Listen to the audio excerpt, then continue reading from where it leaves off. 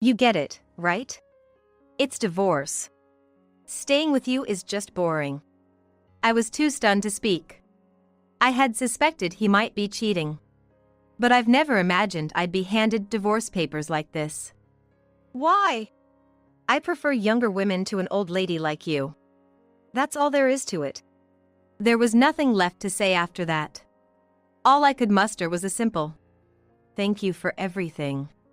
Then, I hugged Kyle tightly. I had had a hunch about Raymond's affair. So, I was ready to discuss divorce.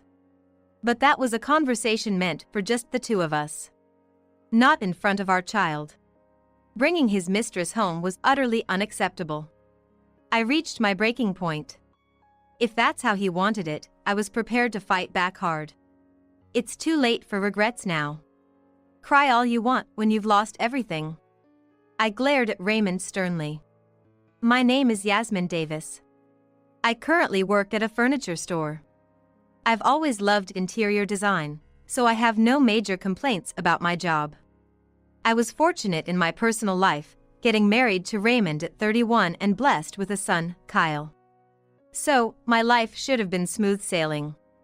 But that's not really the case. Because I have a significant problem. And Raymond is the cause. He runs the company where I work, but his management skills are somewhat lacking. To make matters worse, it seems he's recently started an affair. I wanted a happy family, but now, maybe it's better to divorce. After 13 years of marriage, at the age of 44, I am at a crossroads in my life. Although I'm considering divorce now, I never thought about it when we first married. In fact, I thought meeting Raymond was destiny. We met at the bank where I started working right after high school graduation.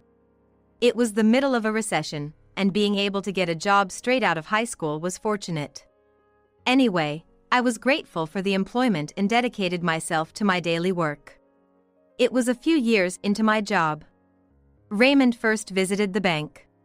I need to discuss something about a company account. Yes, certainly. I responded as usual. It was in a businesslike manner, without any particular emotion. However, for some reason, Raymond appreciated my handling of his request.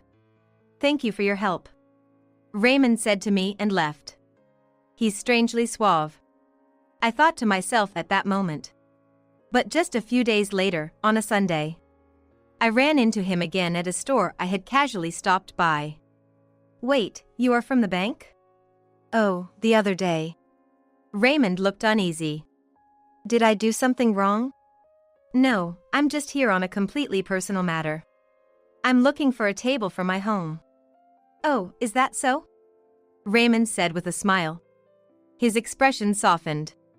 From then on, he became quite talkative, sharing various details about the store's products. Normally, such attentiveness might have seemed annoying. But not at that time. I suppose it was because we both shared a love of interiors. As we talked more, I found myself drawn to him.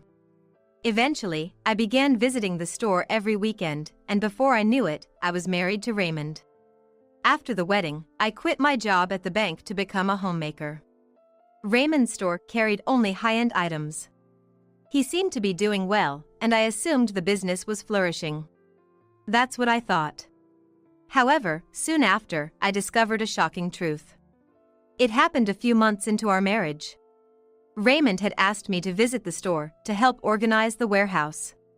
But as soon as I entered, I gasped. What is all this? It's just stock. Stock? This much? The warehouse was filled with mountains of expensive imported furniture. This isn't right. Alarmed, I quickly checked the store's ledger. As expected, the business management was a mess. He had recklessly purchased luxury items. And many of them remained unsold, plunging the store into complete deficit. Looking back through the ledger, I saw that the deficit started about 2 years ago. Around the time Raymond took over the store from his late grandfather. His grandfather had managed it before Raymond.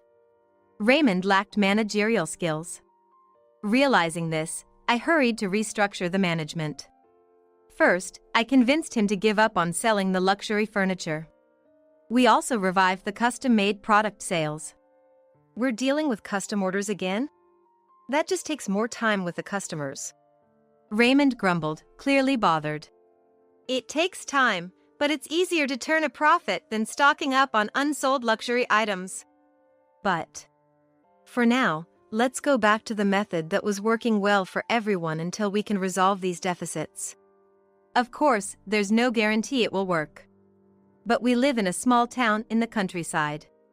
Many people have lived here since the time of Raymond's grandfather, and his old customers are still around. If we can win back those old customers. I continued to support Raymond with all my heart. I was managing the store my way. Despite his constant complaints, we managed to get the store back on track. However, it's not like we started making huge profits. Just enough to get out of the red. We need to make the next move. If I left it all to Raymond, his lax management would quickly lead to bankruptcy.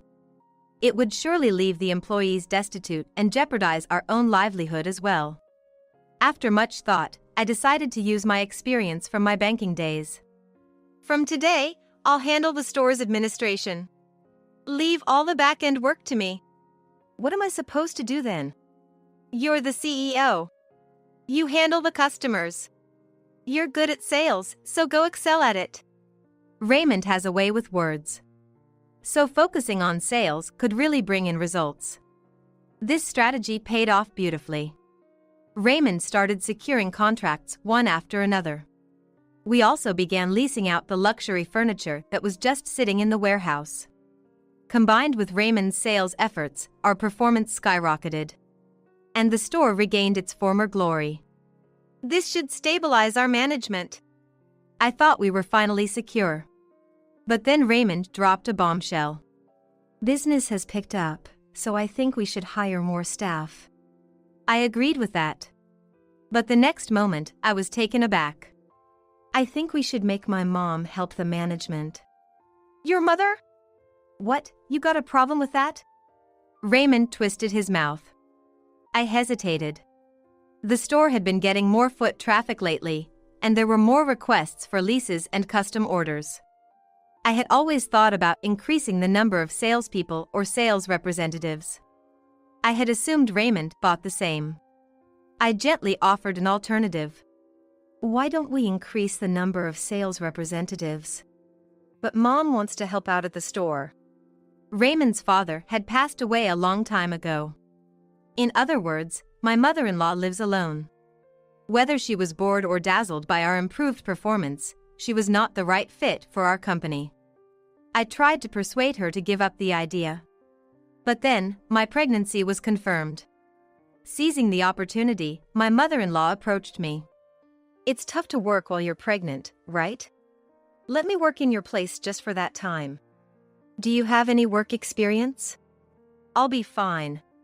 I worked before I got married. How many years ago was that?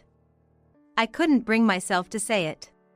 So reluctantly, I replied, I'll do my best. But my mother-in-law didn't seem amused by that. She started telling relatives and neighbors. My daughter-in-law is so greedy. She's muscled her way into my son's business. It's really shameless. Sure, money is important, but all I wanted was to fix the company's deficit problem. I wasn't working just because I wanted money. When I countered that, my mother-in-law responded, Huh? Are you criticizing Raymond? No, that's not what I mean. A wife should support her husband, not speak out of turn. Just stay quiet. Being spoken to like that left me speechless. As time went on, my due date approached. Eventually, I had to leave my job for maternity leave. It was inevitable then that my mother-in-law would step into the company. Though I had a lot to say, I chose to hold back. Some time later, I gave birth to Kyle. After a few years of raising him, I returned to work. But it was already too late. The management of the store had worsened during my absence. Of course, I did everything I could before taking a break from work. So, the revenue itself wasn't bad. The problem is with the financial statements. Despite consistently good sales, the financial results were the worst. The reason for this was none other than Raymond and his mother. They were spending excessively on expenses. It wasn't exactly embezzlement, but it was definitely a gray area in how they used the funds. When I suggested tightening up, his mother immediately started complaining. Such a cheek from a daughter-in-law. This is a business, not a family matter. Oh, is that so? Well then, let me say this, a staff member shouldn't talk back to the manager. I closed my mouth at her words. I am technically a director. So I'm not just a staff member. Say something, will you? I looked at Raymond. Why are you getting so worked up? Are you tired from childcare? That's right, because you don't help. I meant it as a sharp retort. But that seemed to hit a nerve with Raymond. He snapped back angrily. What's with that tone? If it's so hard, just quit your job. What? If I quit now, the company would definitely go under. For Kyle's sake, I couldn't let that happen. When I remained silent, Raymond laughed triumphantly. Then, with a smirk, he said, If you don't like it, just shut up and do as I say. All right. To protect the company, I had no choice but to continue working. I decided to quietly follow Raymond's lead.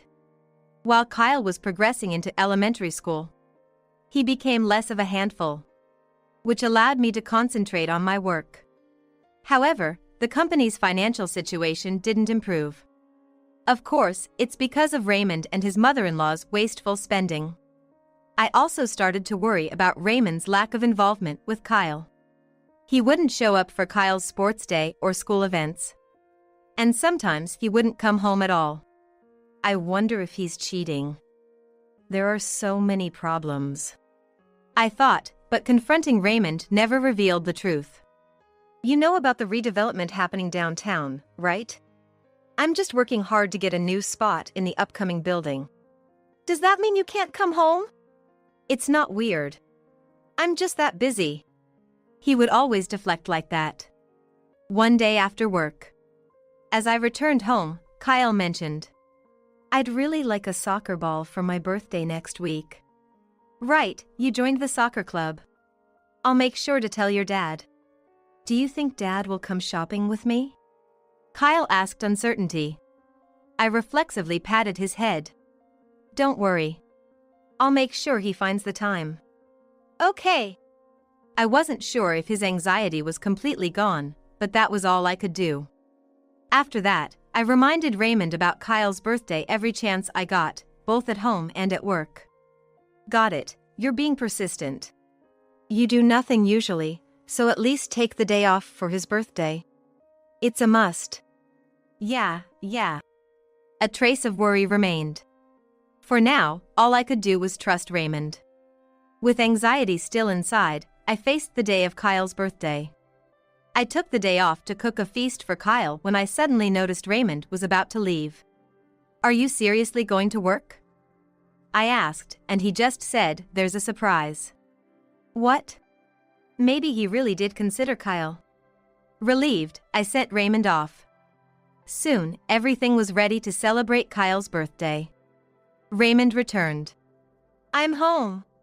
Raymond's cheerful voice could be heard. What kind of surprise is it going to be?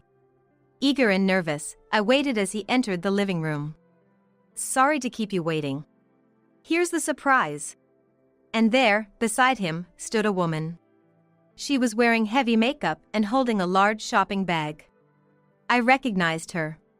Happy birthday, Kyle. A present from your future mom. The woman said, handing over the shopping bag to Kyle. Kyle seemed confused. I understood his feelings well. I too felt something was off with her words. What do you mean by future mom, Natasha Johnson? I addressed the woman in front of me, Natasha. She tilted her head in confusion. Huh? It means just what it says. Her feigned ignorance annoyed me. But then Raymond interrupted. What's the problem? You still don't get it? What do you mean? Can you explain? That means Natasha is going to remarry me and become Kyle's mom. With a slam, Raymond slapped the divorce papers on the table. Then, he said, "You get it, right? It's divorce. Being with you is just boring." I was too astounded to speak. I had suspected he might be cheating. But I never imagined receiving divorce papers in this manner. Why? I prefer a younger woman to an old lady like you. That's all there is to it. That left me speechless. All I could say was just one thing. "Thank you for everything," I said to Raymond. Then I hugged Kyle. I had a suspicion about Raymond's infidelity. So, I was willing to discuss divorce.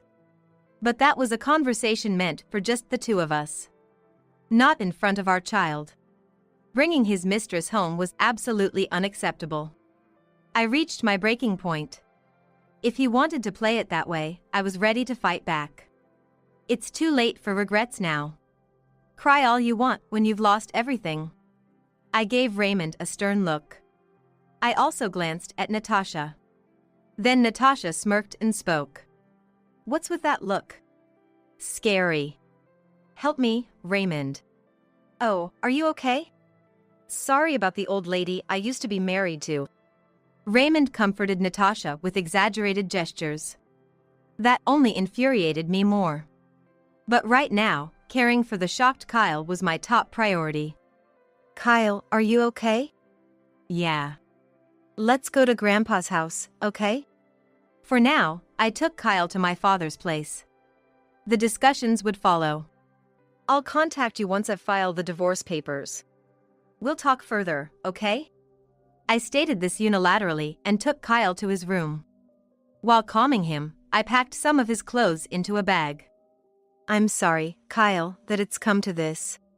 I was determined not to hand Kyle over to that woman, and to my surprise, Kyle said something unexpected. "I don't like Dad anyway." "But Mom, are you okay?" Kyle looked at me worriedly. It was clear that he was shocked. But not about our divorce. I later learned that what really shook him was hearing Natasha say she would become his mother. At that moment, all I could think about was getting Kyle out of there. So we quickly left the house with just the essentials. We headed straight to my parents' house. After explaining everything, they kindly took us in. I left Kyle with my parents and went to a lawyer's office. There, I signed the divorce papers. "Remember this, Raymond. You will pay for hurting Kyle." I then went straight to work. It was a holiday, but the shop was open. Because holidays are our busiest times. I greeted the staff and went into the office, where my mother-in-law was present. With several employees around, I handed her my resignation letter. "What's this?" "It's my resignation notice." As I spoke, the office buzzed with whispers. Meanwhile, my mother-in-law coolly retorted. "I saw Raymond leave with a young woman earlier. Did that lead to a divorce discussion by any chance?" "Yes, I've filed for divorce." "Oh, good. That means I won't have to deal with a nagging daughter-in-law anymore." She snorted disdainfully. Facing her, I said, "This means we're no longer related. Please make sure Raymond understands that." "That's fine. We won't be troubled by your absence." Her words irritated me. But I refrained from responding and headed for the door. Suddenly, I noticed the employees seemed shaken. As I wondered why, Raymond entered. "Mom, I'm getting divorced and remarried," he announced to his mother as he entered. That's when he noticed me. "What are you doing here, Yasmin?" "I just came to drop off my resignation."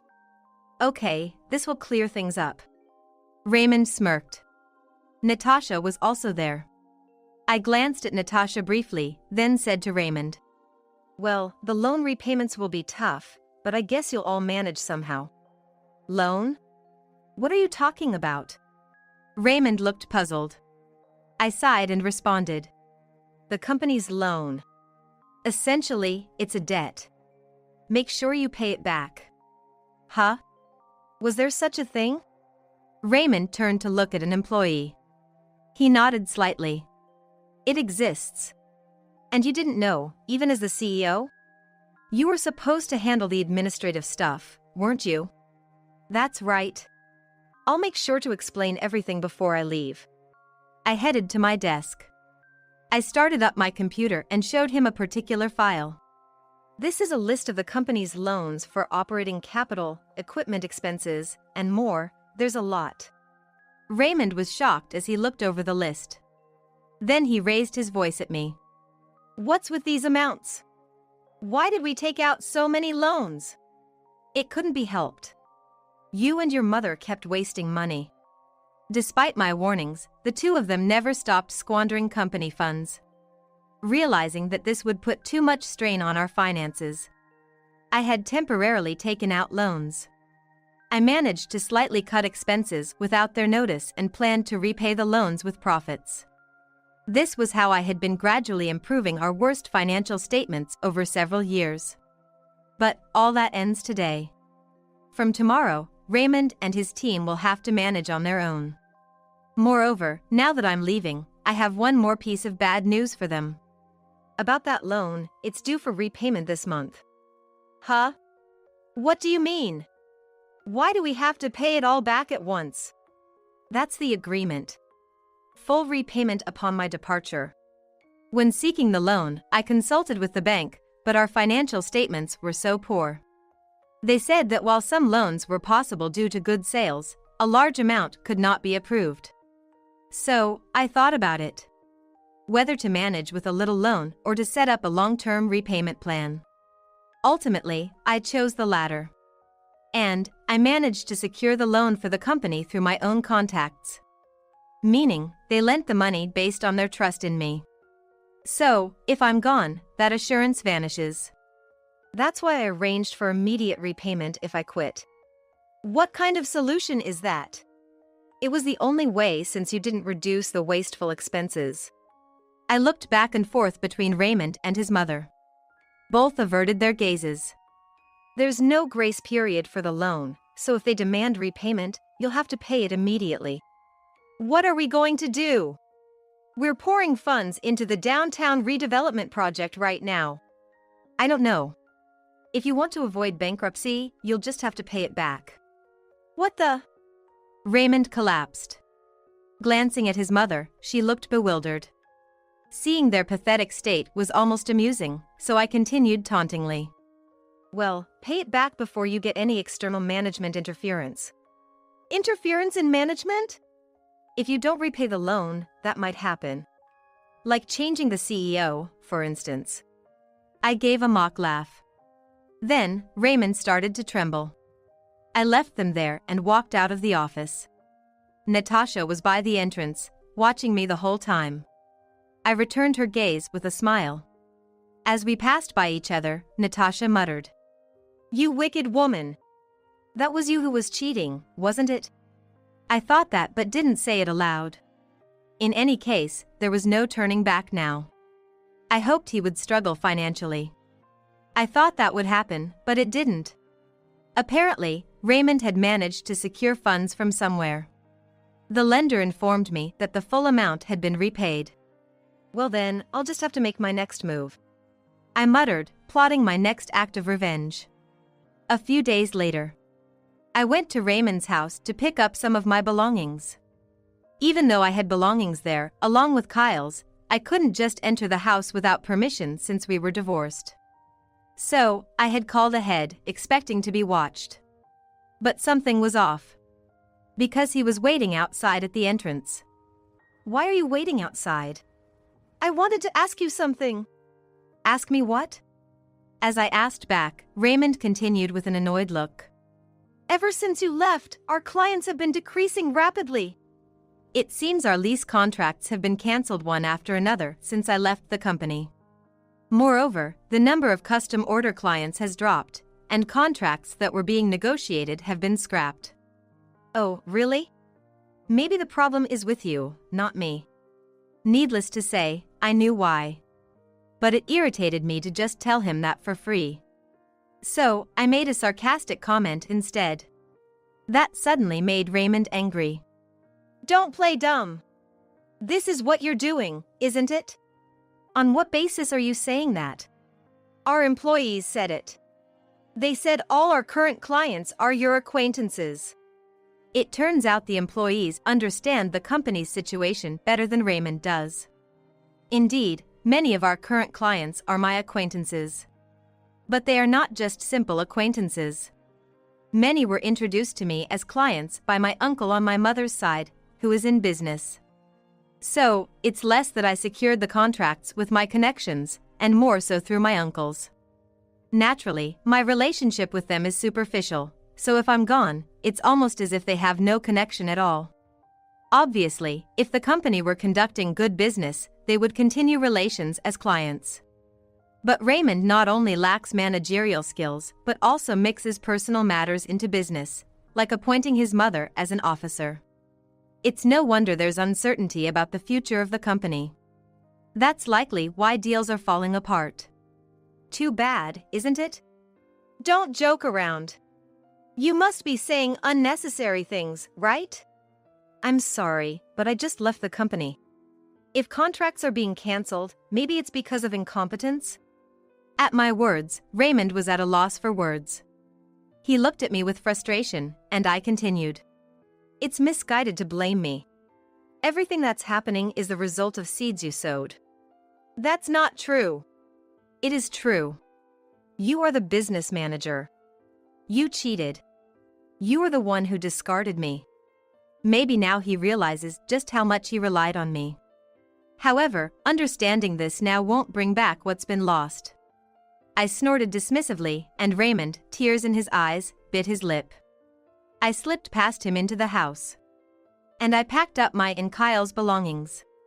Just as I finished and called the movers, Raymond muttered. Fine. I'll make a comeback with the downtown redevelopment. Don't come crying to me when I'm successful again. With that, Raymond pushed me out of the house and slammed the door shut. Idiot. As if I'd give you the chance to turn things around. If I'm going to do it, I'll do it thoroughly. I will never forgive Raymond and his actions. They did enough to deserve it. I will push them as hard as I can. With these thoughts, I turned my back on Raymond's house. However, what Raymond plans to do next to save his company? Understanding his next moves is a big advantage for me. I should move accordingly. Time to play my trump card. I decided and made a phone call. A few weeks later, I was visiting a local company with my new boss. A lot has happened around me in these weeks. First, I had demanded child support from Raymond. Raymond grumbled but agreed to pay the amount I had demanded. On the other hand, Natasha initially disagreed with him to pay child support, but she changed her tune as soon as I mentioned going to court. Apparently, Natasha's father decided that going to court would be problematic. Upon further investigation, it turned out that her father owned a real estate business.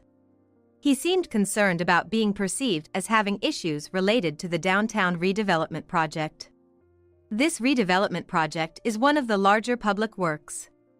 It represents a significant profit opportunity, which probably couldn't be ignored. I'll get married to Raymond, Natasha demanded of me. But that was irrelevant to me. Do whatever you want, I retorted, and Natasha smirked triumphantly. After resolving the divorce issues, I started anew with a new job. Today, I had my first task of visiting an office. However, I unexpectedly ran into someone there. What? Why is Yasmin here? Raymond? I bumped into Raymond at the reception of the company we were visiting. Natasha was also there beside him. I averted my gaze discreetly. But it was too late for subtleties once we had recognized each other. Raymond approached me aggressively and began. What, still trying to interfere? That's. Of course, I hadn't intended to interfere, but running into each other was unexpected. This could cause inconvenience to our visit. And to my boss as well. Confused about what to do next, Raymond started to complain. Why would a woman like you be here anyway? It's for work. I hesitated. But Raymond wouldn't even let that slide. Work? This is the real estate company that will manage the new building in the upcoming downtown redevelopment. I know that. And it's a major player in the real estate industry. What would be the point of you coming to one of its branches? Raymond laughed mockingly, with Natasha joining in beside him. Irritated, I shot back. Isn't that the same for you? You're out of place here. Out of place? Our company is the biggest leasing company around here, you know? The new building will house a hotel and commercial facilities. Naturally, they will need a lot of furniture. And Raymond's company is probably the only one that can supply them. Natasha boasted about this with confidence. That might have been true before. But just as I was pondering this, my boss interjected. Nice to meet you. You're her ex-husband, right? I couldn't attend her wedding, so I hadn't greeted you yet. Who are you? I'm Williams, her boss. Well, I'm also her uncle. At my uncle's introduction, Raymond's face changed color. Staring intently at my uncle, Raymond muttered. Williams, as in the famous interior company. Yes, we do interior work, including fixtures and furniture installation. In fact, my uncle's business involves interior work.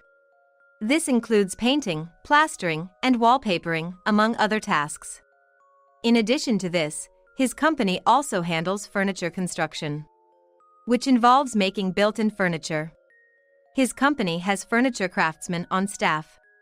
Of course, having many acquaintances among general furniture craftsmen helps in selecting furniture that matches the interior design. That's why my uncle's company also deals with domestic furniture. So, are our goals the same then? Raymond hesitantly asked. I smiled slyly and nodded. In a broad sense, yes. But we've also taken on interior construction. Wait a minute! William's company isn't around here. I understood what Raymond was trying to say. Actually, my uncle's company isn't local. It's based right in the heart of a major city, not in the region we live in. That would normally make it unusual for them to take on this job. Raymond probably wanted to point that out. But there was a reason for it. My dear niece was divorced, and she came to me wanting revenge on her ex. My uncle explained, causing Raymond to turn pale. Continuing, my uncle added. We were actually planning to open a branch here much earlier. But since my niece would be competing against her husband's company. In other words, my uncle's company overlaps with Raymond's company in terms of business, albeit partially. They both deal with furniture. However, aside from that, they operate in completely different industries. However, I was worried about one aspect. My uncle's company is fairly well known. On the other hand, Raymond's company is only known locally. I thought that if my uncle opened a branch, it might take customers away from Raymond. So, I made a proposal to my uncle. Instead of your company providing the furniture, let Raymond's company do it. In essence, I managed to have my uncle's company recognized as a local firm with established connections. Thanks to the reputation of my uncle's company, securing initial contracts was straightforward. That's how I boosted Raymond's company's credibility and helped restore its performance. Later, I continued to hold off on my uncle's company's expansion. By doing so, I was protecting Raymond's company. But, after Raymond's infidelity and our divorce, I no longer saw any reason to protect his business. That's why I encouraged my uncle to expand here, and I got employed by his company. Of course, since our industries are different, it's unclear if it would affect Raymond's business. Yet, it might thwart Raymond's plan to make a big comeback with the downtown redevelopment. I thought the damage would be minor, but it turned out to be significant. Hearing the details from me, Raymond just crumbled right there. And then, he started crying on the spot. It's all over now! Embarrassed by the scene, I quickly left with my uncle. Soon after, Raymond's company went bankrupt. Apparently, he had been spreading money around, hoping to leverage the redevelopment project.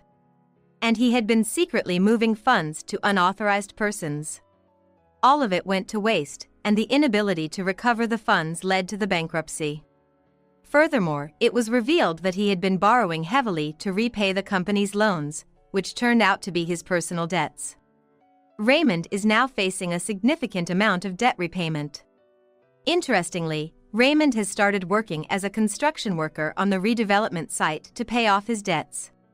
His mother is working alongside him, and they plan to support each other in repaying their debts. However, Natasha, who remarried Raymond, claims she was deceived and is quarreling with him. She's already preparing for divorce mediation, so it seems Natasha isn't planning to support him. Natasha's situation is also precarious. In the end, it seems everyone has hit rock bottom. In contrast to the misfortune of Raymond and his family, I am leading a happy life. My job at my uncle's company is going well. Kyle seems to be becoming a better child. One day, as Kyle was preparing to go to school, I asked him curiously, "Kyle, aren't you shocked about your father?" "Why suddenly ask? Planning to remarry?" "That's not it. But if he's not shocked, that's fine with me. Because right now, Kyle is everything to me. For Kyle, I'll keep doing my best," I murmured as we left the house together.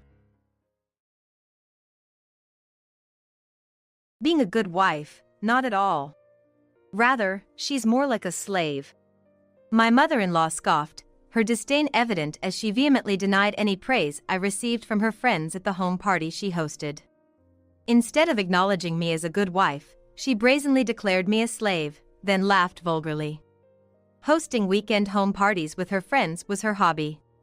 While I didn't mind her doing so, the preparation was always my responsibility.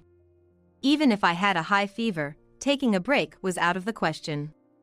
On this particular day, despite feeling dizzy and unwell, I pushed myself through the preparations and serving duties from the previous day's setup to the actual event. Yet, instead of a single word of gratitude, she publicly labeled me as a slave.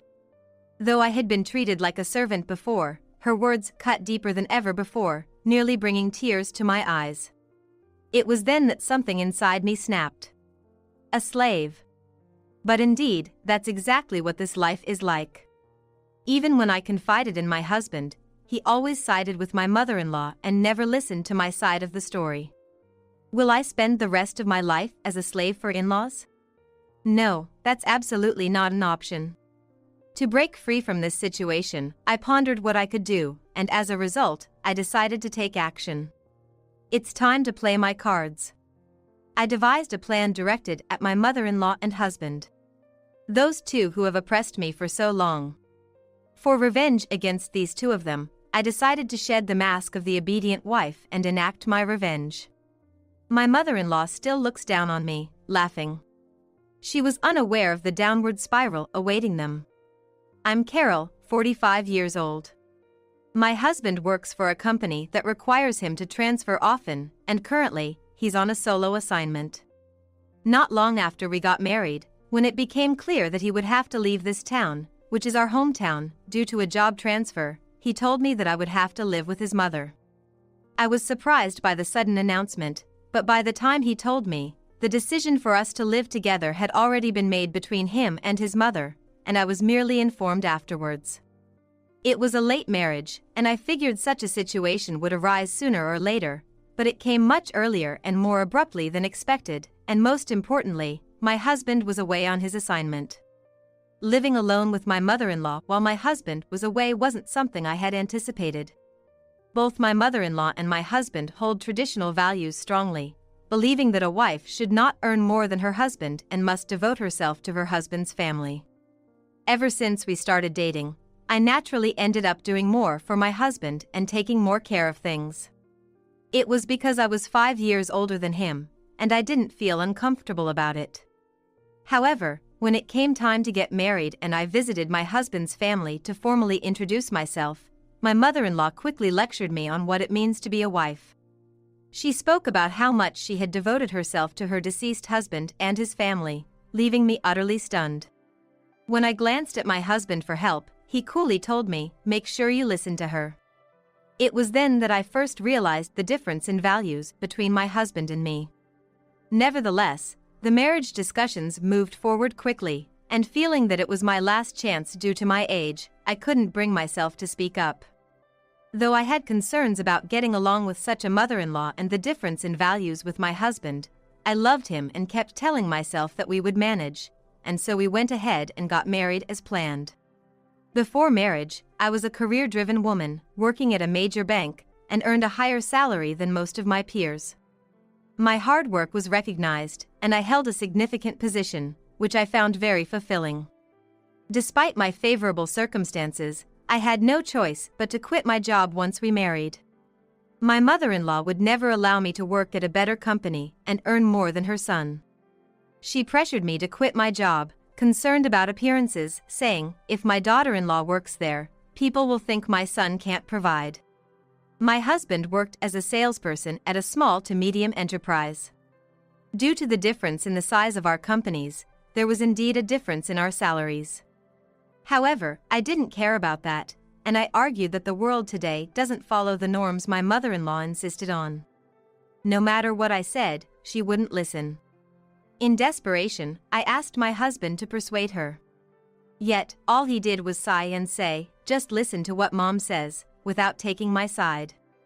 I didn't want to quit, but with no support from my husband, I reluctantly had to leave my job. Afterward, I ended up taking a part-time caregiving job, as a dependent of my husband. It was also suggested by my mother-in-law. Caregiving is something anyone can do, and it'll be useful when it's time for you to take care of me. Even though I'm not familiar with the caregiving industry, I could imagine how challenging the job could be. Her casual remark made me feel somewhat dismissed, and more than anything, it irked me that she would say such a thing and expect me to work under those circumstances. However, the caregiving sector does have potential for growth, and it's possible to earn qualifications while working, so I thought it might not be too bad and started a part-time job at a nearby care facility. That was when my husband's solo assignment coincided with the news that I had to live with my mother-in-law. I had no say in the matter as a daughter-in-law and had to move out of our apartment to start living with her at her home. Household duties naturally fell to me as the daughter-in-law. For my early rising mother-in-law, I would wake up before 5 a.m. to prepare breakfast. She's picky about food and dislikes simple meals, so only toast was out of the question. Only freshly cooked dishes would do. Breakfast had to include soup and at least 2 side dishes, otherwise, she would scold me for being lazy. After that, it was a rush to finish cleaning and laundry, prepare lunch for her, then head to my part-time job, do the grocery shopping in the evening, and start preparing dinner once I got home. Dinner depended on her mood for the day, requiring me to be ready to cook either a fish or meat dish. While preparing dinner, I had to listen to her constant complaints about my cleaning not being up to par or the menu being too repetitive. After serving dinner and tea, she would start gossiping about the neighbors or nagging at me persistently. I couldn't just ignore her, so I listened to her complaints until she was satisfied and went to her bedroom. Only then could I start cleaning up after dinner. It was the same routine every day. My body was tired, and living under constant criticism from my mother-in-law was a significant stress. However, when she frequently said, "I did you a favor by taking an older woman who can't even have kids as a daughter-in-law," I was left speechless. Perhaps because I married late, my husband and I had trouble having children. When I suggested consulting a clinic, my husband dismissed it as troublesome, and my mother-in-law, having heard about it, worried about public perception if it became known that her daughter-in-law couldn't have children and didn't allow me to go to the clinic. Day after day, I endured their condescending attitudes, feeling indebted for them having taken me in at an older age and blaming myself for our inability to have children. Gradually, I lost any desire to stand up to my mother-in-law or husband. Moreover, he managed his salary himself and was supposed to transfer living expenses to me monthly, but he only put in $300, which was hardly enough. When I asked him for more, he just said, "Cut back and make do with what you earn from your part-time job," and refused to increase it. Although I worked 5 days a week at my part-time job, the workplace was short-staffed, and the work itself was demanding. Moreover, there was gossip and bullying among the supervisors and colleagues, so it was far from being a supportive work environment. Yet, since my husband wouldn't provide enough for our expenses, I couldn't quit and continued to work under immense stress. Together with my mother-in-law's pension and my part-time earnings, we could just about manage, but I had very little money to spend freely. With so little discretionary money, I used any spare time to read books and learn about investing, saving, and budgeting. However, every time she saw this, she would accuse me of getting involved in some shady scam. My mother-in-law is the type who spends money recklessly without considering the future as soon as she gets it. I once explained to her, in today's world, it's important for individuals to invest and save, but she dismissed it, saying, a woman should just do the housework, being greedy for money is embarrassing, and walked away without listening. Despite her comments, for me, a former bank employee, investing and saving were also ways to relieve stress, and slowly watching my savings account grow was a small pleasure in my difficult life living with her. I worked exhaustively at my stressful job on weekdays and took care of my mother-in-law at home, listening to her complaints until I was too tired to stay awake. Useless wife. You know, it would be better if you just cheated on him, paid alimony, and left. I'm sure my son could find someone better. Her complaints about me had become like a broken record. Just when I thought I could take it easy on the weekends after surviving such weekdays, it wasn't the case at all. My mother-in-law's hobby was hosting home parties, inviting 5 or 6 friends over every weekend. It's fine if she does it on her own, but of course, all the preparation for those parties falls on me. My mother-in-law insists on serving not store-bought snacks or meals, but properly elaborate homemade ones. So, I have to go shopping early in the morning for drinks and ingredients, and every time, I have to make cookies or cakes from scratch for the party. Even if I'm feeling sick, there's no way I can take a break. Once, when I wasn't feeling well, I asked if it would be okay to buy a cake from a bakery, but that was immediately rejected. It seems my mother-in-law has some sort of pride in entertaining with homemade items. I almost said, then do it yourself, but I couldn't bring myself to argue with my mother-in-law while feeling unwell, so I forced myself to make a cheesecake in the rice cooker. When my mother-in-law's friends gather, I'm just a mere servant, like a maid. One day at a party, one of my mother-in-law's friends said to me, "I'm sorry for always intruding. Your daughter-in-law is really capable," praising me with concern. However, upon hearing that, my mother-in-law replied, "Oh no, she's completely useless as a daughter-in-law. Rather, she's more like a slave," and laughed vulgarly. A slave.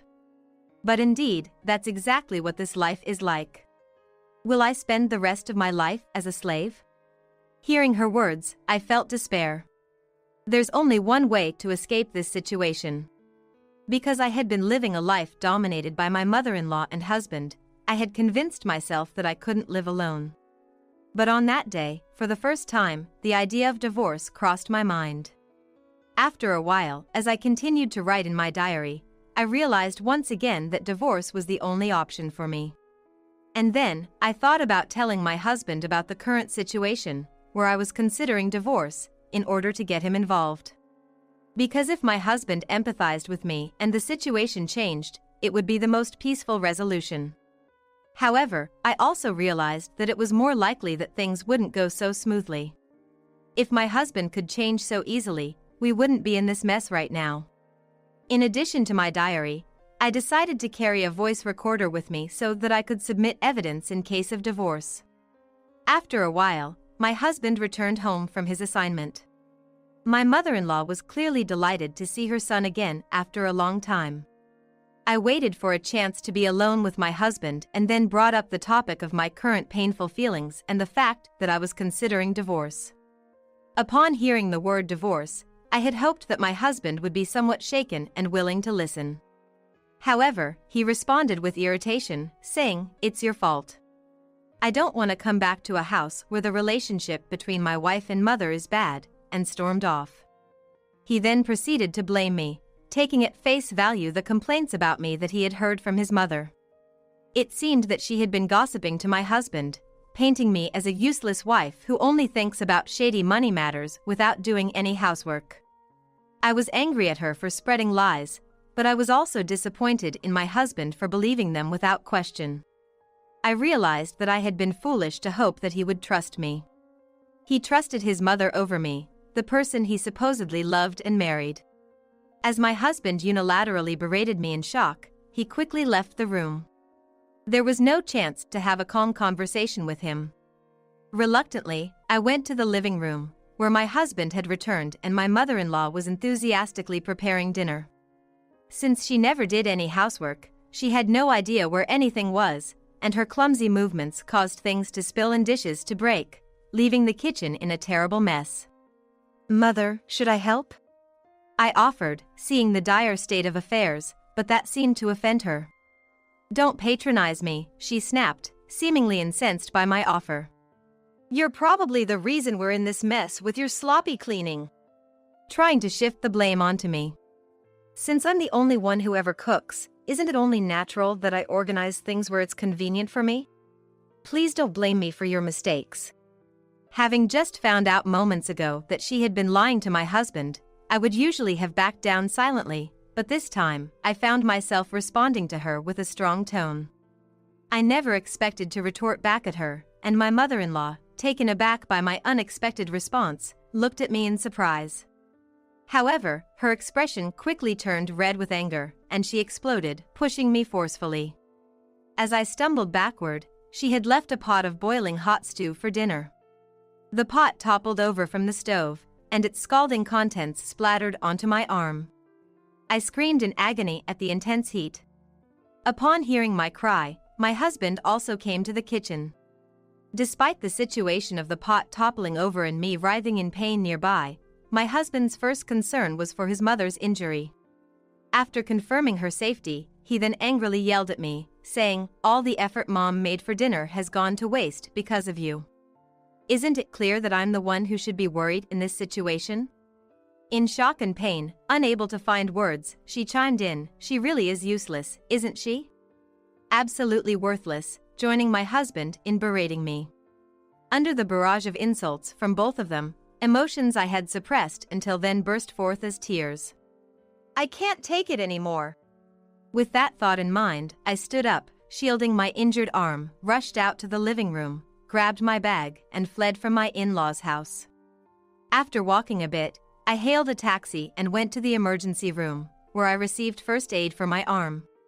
Sitting on a bench in the dimly lit hospital lobby after the treatment, I reflected on everything that had happened. I had married my husband out of love and become part of his family, but they both only saw me as a convenient slave. Witnessing their lack of concern for my injury and their joint berating of me, I couldn't help but realize it. I guess deep down, I had always sort of known, but I guess I was trying not to think about it. My time, my money, my entire life had been exploited by my husband and mother-in-law. Anger surged within me once again as I pondered this realization. Even after this burn on my arm heals completely, it seems like there will be scars left. In that case, I want to use even this burn to punish the two of them. I made up my mind to seek revenge against them.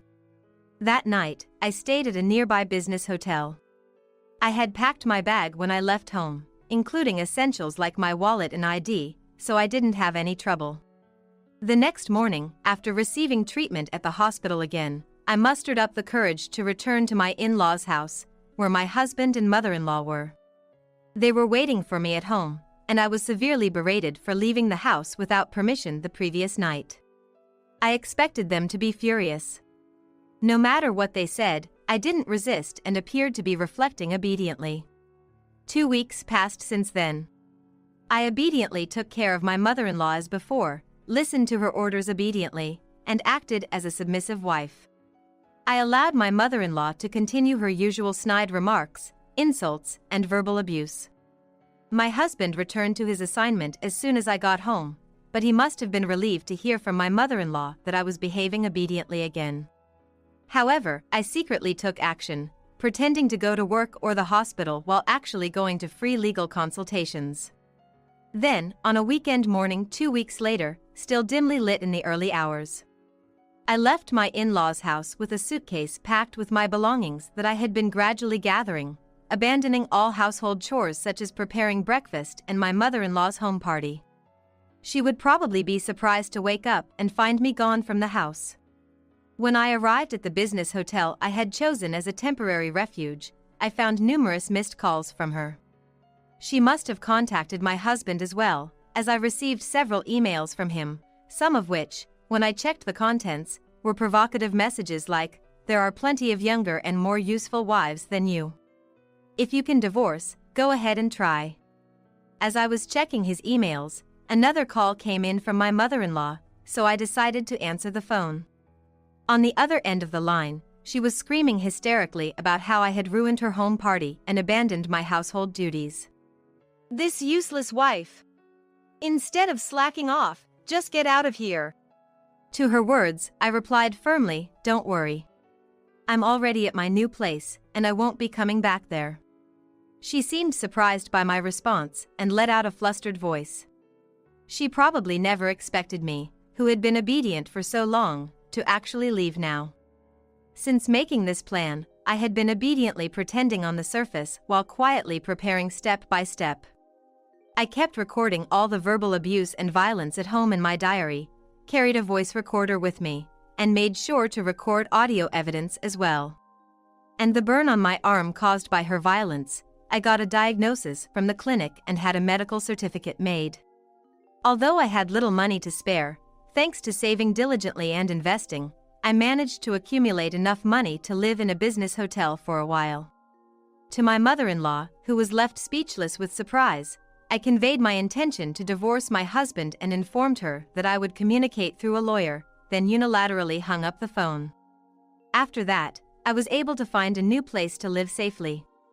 It was a small apartment, but it was a comfortable room to live in alone. The divorce went smoothly, although my husband and mother-in-law were reluctant to pay alimony. The evidence I had prepared, such as the diary, voice recorder, and the diagnosis of my burn, proved to be strong evidence, and the alimony claim was accepted.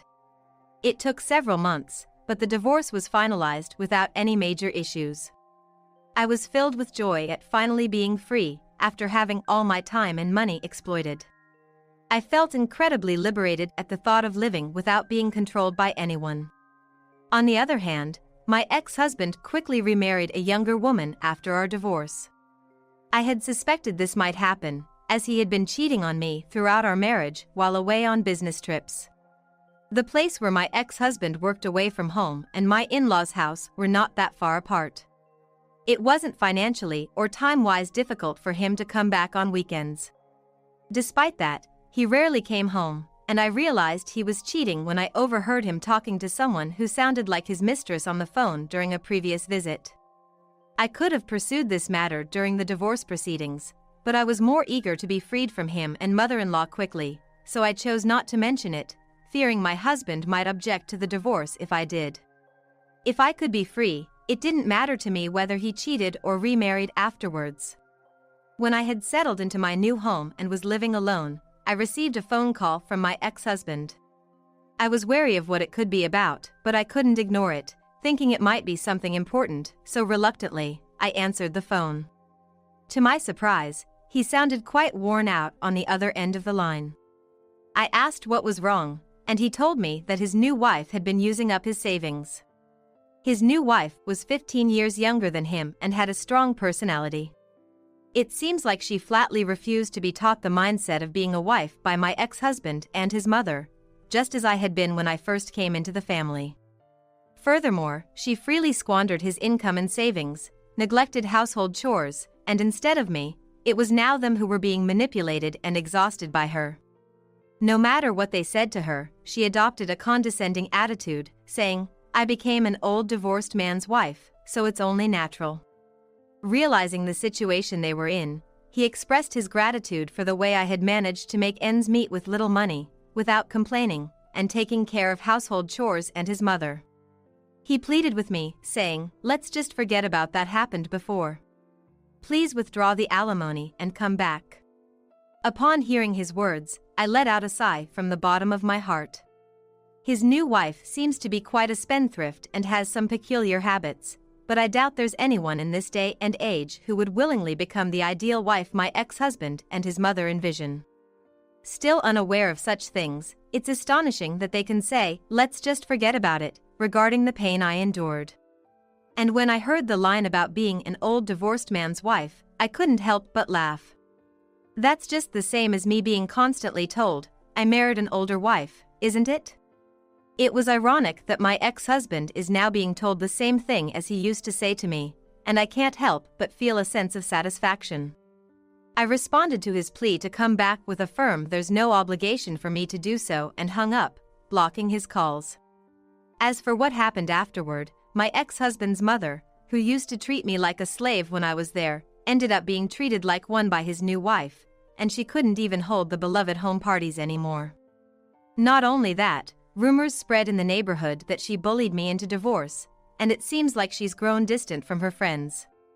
She, deprived of her joys, aged rapidly and eventually developed dementia. She was placed in a nursing home by her son's new wife and ended up living apart from her beloved son. While my ex-husband continued his solo assignments, his new wife seemed to be frolicking around with another man during that time.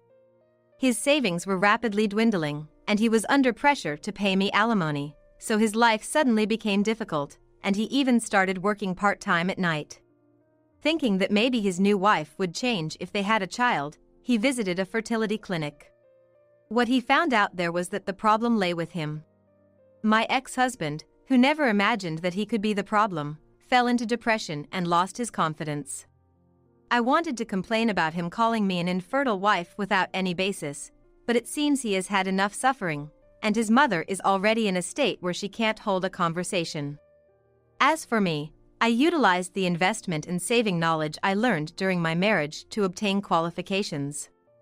I quit my part-time job in caregiving, used those qualifications and my previous work experience to apply for jobs, and to my surprise, my former boss reached out to me and offered me a job at the company I used to work for.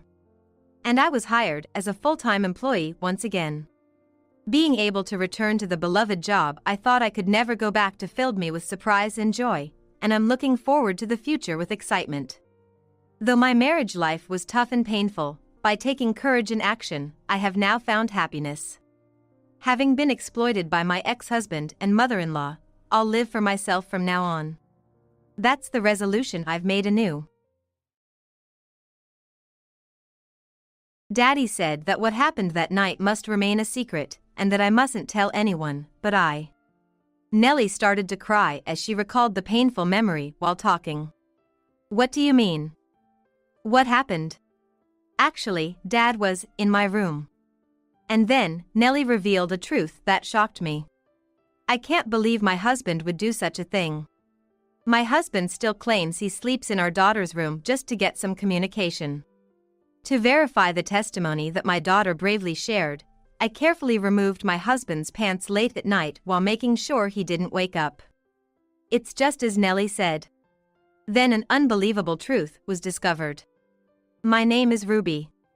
My husband, Mike, was part of a strong school basketball team during his student days and once aspired to be a professional. Although he never realized his dream of becoming a professional, he still continues to play basketball as a hobby. Mike can be somewhat self-centered, often prioritizing his own interests over the family. We have one daughter, Nellie, and even as I struggled with my first experience of parenting, Mike would nonchalantly go out to play basketball as if parenting had nothing to do with him. Hey, you became a father, you know? Don't just prioritize your hobbies. Don't you think about doing some parenting? Huh? Childcare is your responsibility, isn't it? What's the point of being a stay-at-home mom? I'm working and stressed all week, let me have my freedom on the weekends. Indeed, I am a stay-at-home mom, but it was Mike who initially wanted me to quit my job and focus on the home. Yet, he has the nerve to berate me for not working and talking back to him, which is just cruel. However, even when I objected, Mike wouldn't change his mind, and instead, his outings only increased. Reluctantly, as Nellie grew old enough to go out, I began to attend Mike's basketball games with her. It's nice to see a wife and kid coming to watch the games, seems like a happy family. Oh, well, yeah. Perhaps not entirely displeased by his friend's comments, Mike was in a good mood when we showed up. Although he remained self-centered at home, deep down, despite some dissatisfaction with Mike, I put up with it thinking if it helped our family get along better. Thanks to this, our family maintained a seemingly peaceful day-to-day existence on the surface. Daddy, Daddy. One holiday, unusually at home, Mike was approached by Nellie, who had just started walking. Unsteadily, she accidentally stepped on Mike's foot. Though it was just the weight of a 1-year-old. Yet, Mike exploded in rage over his foot being stepped on. Are you kidding me? What if you injured my foot? Startled by being yelled at by her father, and not understanding why, Nellie began to cry in confusion. Hey! Don't yell like that just because a child stepped on your foot. Damn, it's your fault for not watching her properly, letting her walk around aimlessly like that. When I'm here, keep her confined somewhere. I understand that his feet are precious because of his basketball, but his reaction was excessive. But there's no way he could get injured just because a child stepped on his foot. Appalled by his utterly self-centered claim, I ignored Mike. As I picked up the sobbing Nellie and comforted her, saying it was going to be okay, Mike seemed displeased and left the house muttering complaints. To him, family comes second, and he always puts himself first. This selfish side of Mike, which had been hidden when we were dating, made me wonder if it was really okay to continue this marriage. But I couldn't deprive young Nellie of her father. I decided that I just had to endure it and tried not to anger Mike as much as possible. Then 10 years passed. Nellie was now in the upper grades of elementary school and growing up to be more ladylike every day. She started to develop her own little quirks, even sharing stories about boys she liked, showing her delightful progress. As for her relationship with her father, Mike, it was neither good nor bad.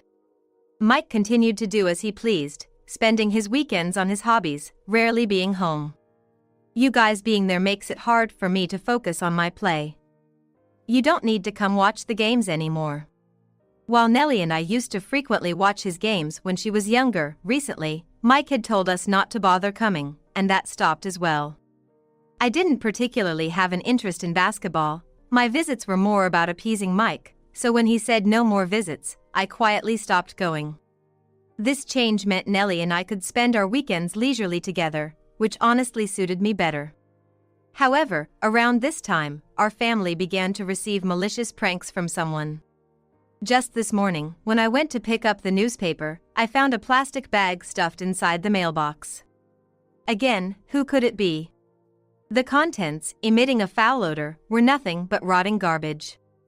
Every few days, someone would put rotten garbage in our mailbox or attach slanderous letters at our entrance, which I had no memory of. Feeling the danger, I discussed it with Mike, but he laughed it off, saying, "It's just a prank, don't worry about it." He acted as if it was none of his business, because he was rarely home, which irritated me. I argued back, what if something happens to Nellie? It's definitely beyond just a prank. What if something happens to Nellie because we ignored this? I'm calling the police. No, don't do that. It's surely just temporary. If you call the police. When I mentioned calling the police, Mike visibly panicked. Why? I think it's better to consult them early and catch the perpetrator. No, be more careful. If we call the police, it might provoke the perpetrator and make things escalate. We should wait and see a bit longer. It didn't sit right with me, but Mike was so adamantly opposed to calling the police that I reluctantly agreed to wait a little longer. One day, after some time had passed, Mike suddenly said, a basketball scrimmage got scheduled in the neighboring county at the last minute. That's rather sudden. When will you be back? Probably the day after tomorrow. I guess. Mike's vague response about the sudden game made me suspicious. Pressing him would likely lead to being sidestepped or shouted at. So I kept silent and let him go, but Mike didn't return home until 3 days later. You didn't contact me, and you returned later than you said. What happened? I was worried. There were some troubles, and it delayed my return. My phone died, and I couldn't contact you. It couldn't be helped. Couldn't one of your teammates have had a charger? Couldn't you have borrowed it? No matter how much I questioned Mike about what he was doing, he kept making excuses and eventually ended the conversation irritably. Was he really at a basketball game? His dubious behavior only deepened my suspicions. That night, after he had returned, Mike suddenly said something inexplicable. I've been away for a while, so you must have been lonely. I'm going to sleep in Nellie's room from tonight. In Nellie's room? What's gotten into you all of a sudden? I've been dumping all the childcare on you, right? I know it's late, but I've been reflecting. I need to cherish my time with our daughter more. That's what I've been thinking. I was perplexed by his sudden change of heart, but Nellie seemed happy that her father would be sleeping in her room. It's my first time sleeping with Dad. I'm okay with it. Hey, Mom, it's okay, right?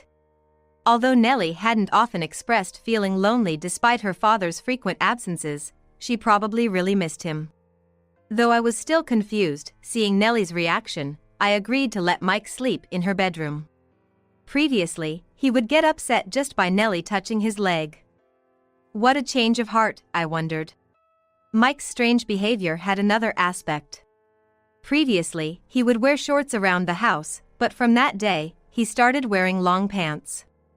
It was strange because Mike usually prefers light clothing due to his dislike of heat. One day, when Mike was taking a bath, I went to the laundry area to wash clothes, and as he was about to leave the bath, he noticed me and quickly closed the bathroom door. Why are you here? Get out of here quickly! Mike told me to leave the laundry area in a flustered manner. His attitude was clearly different from before. What's the matter? It's not like you're embarrassed to be seen now, right? Weirdo. He seemed to be hiding something, but I couldn't figure out what it was. Since then, it became routine for Mike to sleep in Nellie's room instead of our bedroom. As Nellie didn't seem to mind, I let Mike do as he wished. However, I would come to deeply regret this decision later. A week after Mike started sleeping in Nellie's room, I received a call from Nellie's school. The call was from Nellie's teacher, who urgently requested that I come to the school as there was something important to discuss. Could something have happened at school? No, it couldn't be. It's not like Nellie to cause problems. Worried about what I might hear, I headed to the school, where the teacher asked me something unexpected. Nellie seems a bit down lately. Is there something going on at home? Excuse me? The teacher asked with a serious expression, but I had no idea what could be the cause. She seems cheerful around me, but maybe she's hiding some concerns. I assured her teacher that I would keep an eye on her and left the school. Once home, I approached Nellie, who was watching TV in the living room. Nellie? Your teacher mentioned that you've seemed down lately. Is there something bothering you? Can you talk to Mom about it? I made sure to ask her gently, not wanting to sound accusatory. Initially, Nellie was silent, but then her expression shifted as if she had made up her mind. Dad said that what happened that night should be kept a secret, and that I mustn't tell anyone. But As she spoke, something seemed to recall a painful memory, and she began to cry softly. What do you mean? What happened? Actually, Dad was in my room. And with that truth Nellie shared, I was struck by a profound shock. I decided to verify something to corroborate what Nellie had said. Mike still insists he sleeps in Nellie's room for communication with his daughter. Late one night, after confirming Mike was deeply asleep, I carefully removed his pants without waking him. What a thing! Just as Nellie said. For proof, I photographed Mike in his underwear with my phone. Turning on the bedroom light for the photo soon woke him up. What's with the light? Hey, what are you doing? What am I doing? That should be my line. What is this supposed to mean? Explain it to me. Pointing at Mike's legs, I exclaimed. There were multiple painful-looking cuts from his shins up to his thighs. His sudden shift to wearing long pants, his adamant avoidance of being seen naked, was presumably to hide these wounds. What are these cuts? What are you hiding? This is, I got hurt during a practice match. Cuts from a match? They clearly look like they were made with a blade. Mike stubbornly maintained that the wounds were from a match. He said he had decided to sleep in Nellie's room until the wounds were less noticeable because he didn't want me to worry if I saw his injuries. And it seems he was changing his bandages while Nellie was supposed to be asleep but was accidentally seen by her, who was not yet asleep. Mike had told Nellie not to tell me because he thought he was attacked and hurt by someone, which had caused her to lose her spirit. Nellie is still in elementary school. The shock of suddenly seeing such raw, unexplained wounds on her father's legs must have been immense. Especially since she was told to keep quiet about it. Nellie, being a conscientious girl, probably struggled greatly with whether she should confide in me. Don't make a big deal out of it. That's why I kept it quiet. This will heal quickly. That kind of response. Don't you realize how shocked Nellie is because of the strange way you're hiding this? Don't you care about that? That's the mother's job to deal with. Fine, I'm tired. Let me sleep already. Mike made a sulky face at my words, put on his pants, went back to bed, pulled the covers over himself, and fell asleep. Mike keeps making excuses, but something is definitely off. He must still be hiding something. Though the discussion ended, I was far from convinced by my husband's strained excuses, so I decided to secretly meet with Mike's teammate to hear the real story. What I discovered was unbelievable. According to the teammate, they hadn't had a practice match in the neighboring county recently, and moreover, Mike had been increasingly skipping basketball practices for a year. My husband, who had been frequently saying he was going out for matches. It turned out that it was all a lie. What does this mean? Where has Mike been going then? The mystery only deepened. Confronting him would likely not lead to a confession. However, I couldn't just let Mike go unchecked, so I decided to hire a private investigator to look into his affairs. The investigation revealed that for the past year, Mike had been having an affair. Mike lied about going to basketball practices and was frequently meeting secretly with Tally. Of course, you were hiding things from me. I confronted him with the investigative report and photos from the detective, showing Mike walking arm in arm with Tally, his affair partner, through the streets. What? How did you get this? Your strange behavior even affected Nellie. That's why I hired a detective. I can't believe you were having an affair. Shocked by the irrefutable evidence of his affair, Mike eventually admitted to his relationship with Tally. According to Mike, Tally was also the one repeatedly harassing our home. On the day he lied about having a practice match in the neighboring county, he was actually at a hotel with Tally. He confessed that during their last encounter, Tally attacked him multiple times with a survival knife, threatening, "If you don't leave your wife, I'll make sure you can't play in the matches." Those numerous cuts were apparently her retaliation for his unwillingness to divorce me. I'm a victim too. I never thought she would do something like this. It was just supposed to be a fling, but she got serious. Mike said this begrudgingly. But ultimately, it was Mike's fault for starting an affair with a single woman despite having a family. Yet, he didn't seem to think he was at fault at all. Tally, who had attacked Mike, had since fled. Given that the weapon was a survival knife, it could have been life-threatening. Luckily, the injuries weren't severe, but if I found out about the wounds, it would reveal his affair. Thinking this, Mike was forced to stay in a hotel until his injuries healed to some extent. Even after returning home, to avoid me seeing his legs, he decided to sleep in Nellie's room. He intended to keep his wounds a secret from Nellie too, but she accidentally saw them, and he reluctantly told her to keep quiet about it. But that had hurt my daughter's heart. If everything's out in the open now, it can't be helped. I've broken up with Tally, so don't worry about it anymore. I'll be coming home properly from now on. Mike said this trying to appease me, but I could never forgive him. Fearful of his affair being exposed, Mike hadn't reported Tally's actions to the police. That meant Tally was still at large, potentially planning to strike at Mike again. Perhaps next time, she might direct her vengeance towards me or Nellie. With that thought, I could no longer stay in this house. The next day, while Mike was at work, I packed my bags, left only the filled-out divorce papers behind, and left the house to pick up Nellie from school. I've been so scared ever since I saw the cuts on Dad's legs, wondering if someone was going to attack our family. I'm sorry, Nellie, for making you feel scared. From now on, I will definitely protect you. I squeezed Nellie's hand, which she uttered anxiously.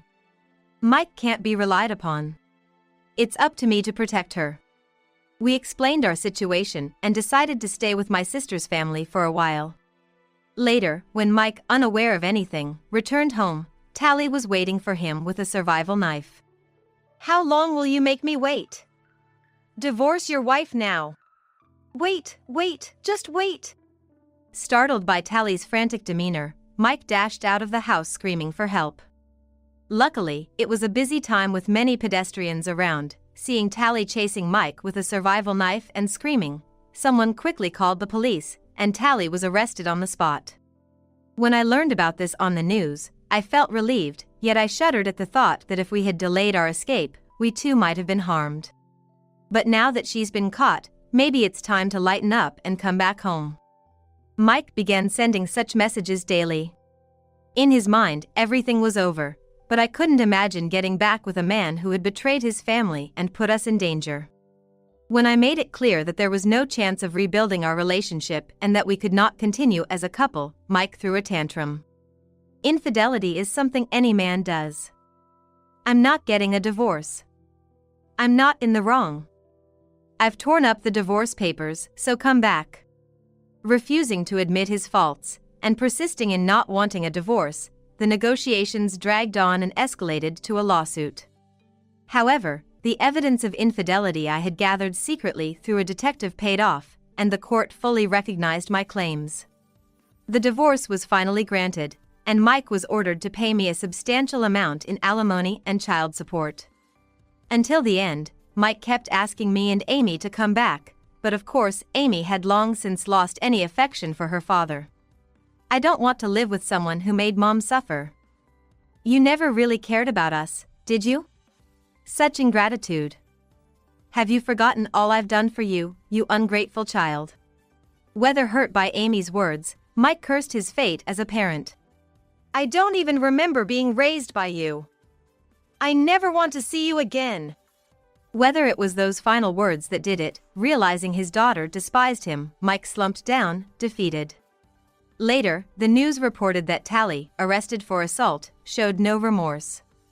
After serving her sentence, Tally said with a smile, I want to meet Mike again. This time, we'll live happily together. Mike must have been horrified. Fearing Tally's release, Mike fled the town and his whereabouts since are unknown. We, too, moved far away with the help of my parents to ensure we never accidentally encounter Tally. Though it was unsettling to relocate, my daughter's safety and happiness were paramount. Accepting the uncertainties and difficulties was a small price for my child's well-being. Having moved, we started anew, turning over a new leaf in life. Amy, initially nervous due to the divorce and move, eventually adjusted to her new elementary school and made many friends, showing us her bright smile again. Having caused her so much pain, I now want to fill her life with joy. Though now a single mother, the competent lawyer ensured I received enough alimony from Mike to not face immediate financial troubles. I started a new job where we moved, making sure I was always home on time to spend quality time with Amy, ensuring she never felt lonely. Watching Amy happily munch on the dinner I prepared after returning from school and hearing about her fun day, I realized these simple, peaceful days are what truly matter. A quiet Saturday morning. My husband, who usually goes out, told me he has a young lover. I'm serious. I want to make her happy. So sign the divorce papers under these terms. What do you mean by that? I am Molly, 53 years old. I met my husband, David, at a social group when I was 28, and we married and built a happy family with our son Tim and daughter Anna. I've been a homemaker supporting our family, and David runs a small local business. This year marks 25 years of marriage. Our children have grown up and become independent. But recently, David's behavior started to change. One morning. Molly, I have sudden work today. I might come home late, he said over breakfast. I smiled, handed him his coffee, and said, take care, as he hurriedly left the house. David often went out even on weekends. At first, I trusted him without doubt. But gradually, as his excuses repeated, doubts began to sprout. One weekend, when we were supposed to spend time as a family, David again said, "I have plans with a friend today." Again? David couldn't hide his flustered expression and said, "Yeah, it's scheduled a long time ago." I watched him leave silently, but unease and suspicion accumulated. The next morning, as I was preparing breakfast, David sat at the dining table and I asked, "Good morning, David. What time will you be home today?" David was silent for a while, then answered with an unfocused look. "Yeah, I might be late today. There's an important project." I replied, "That sounds tough. But take care of yourself." But that night, David didn't come home. It was late at night, and there was no word from him, so I sent several messages to his phone, but there was no reply. The next morning, David finally came home. "Where were you last night?" I even sent messages. "Busy with the project, I stayed at the office, sorry." "Okay. But you should at least call, it's worrying." "My bad." "It seems you've been very busy lately. If there's a problem, let me know if I can help." David chuckled and said, "No problems, just a bit busy. Sorry to worry you." Despite smiling, I felt something was off with David's tired look and his unusual replies. As I was deeply worried about the drastic change in his behavior, I chose to silently observe, preserving our family's peace. However, as David's outings and business trips increased, and he returned home later, we talked less. I feared something might be happening. My suspicion only grew. One day, while David was taking a shower, I noticed his phone. Normally, I wouldn't do this, but driven by a need to confirm, I picked it up. The unlocked screen showed a message from an unknown woman named Erica. "How was today? I want to see you again." My hands trembled, and my heart ached. But I chose not to confront him immediately, waiting for more solid evidence. I needed something more concrete before speaking out. I continued to quietly observe David's actions. While feeling that our family's peace was starting to crumble, I still couldn't find the right way to respond. Struggling internally, I earnestly hoped to resolve this situation. One evening, Tim and Anna, now adults and independent, came home for a family event. As we gathered for dinner, Tim voiced his concern. "Dad's been saying he's busy, but is it really just work?" Anna agreed, "It feels like he's distancing from home." I could only agree with my children, "I've been worried too." But I kept quiet so you wouldn't worry. That night, although it had been a while since the family dined together, the conversation centered around David, casting a shadow over everyone's faces. "Mom, if there's a problem, we want to know. We're a family," Tim said earnestly. "That's right. If Dad's facing something, maybe we can help solve it together." "Thank you. We can't just leave things as they are. I'll have a proper talk with your father," I promised.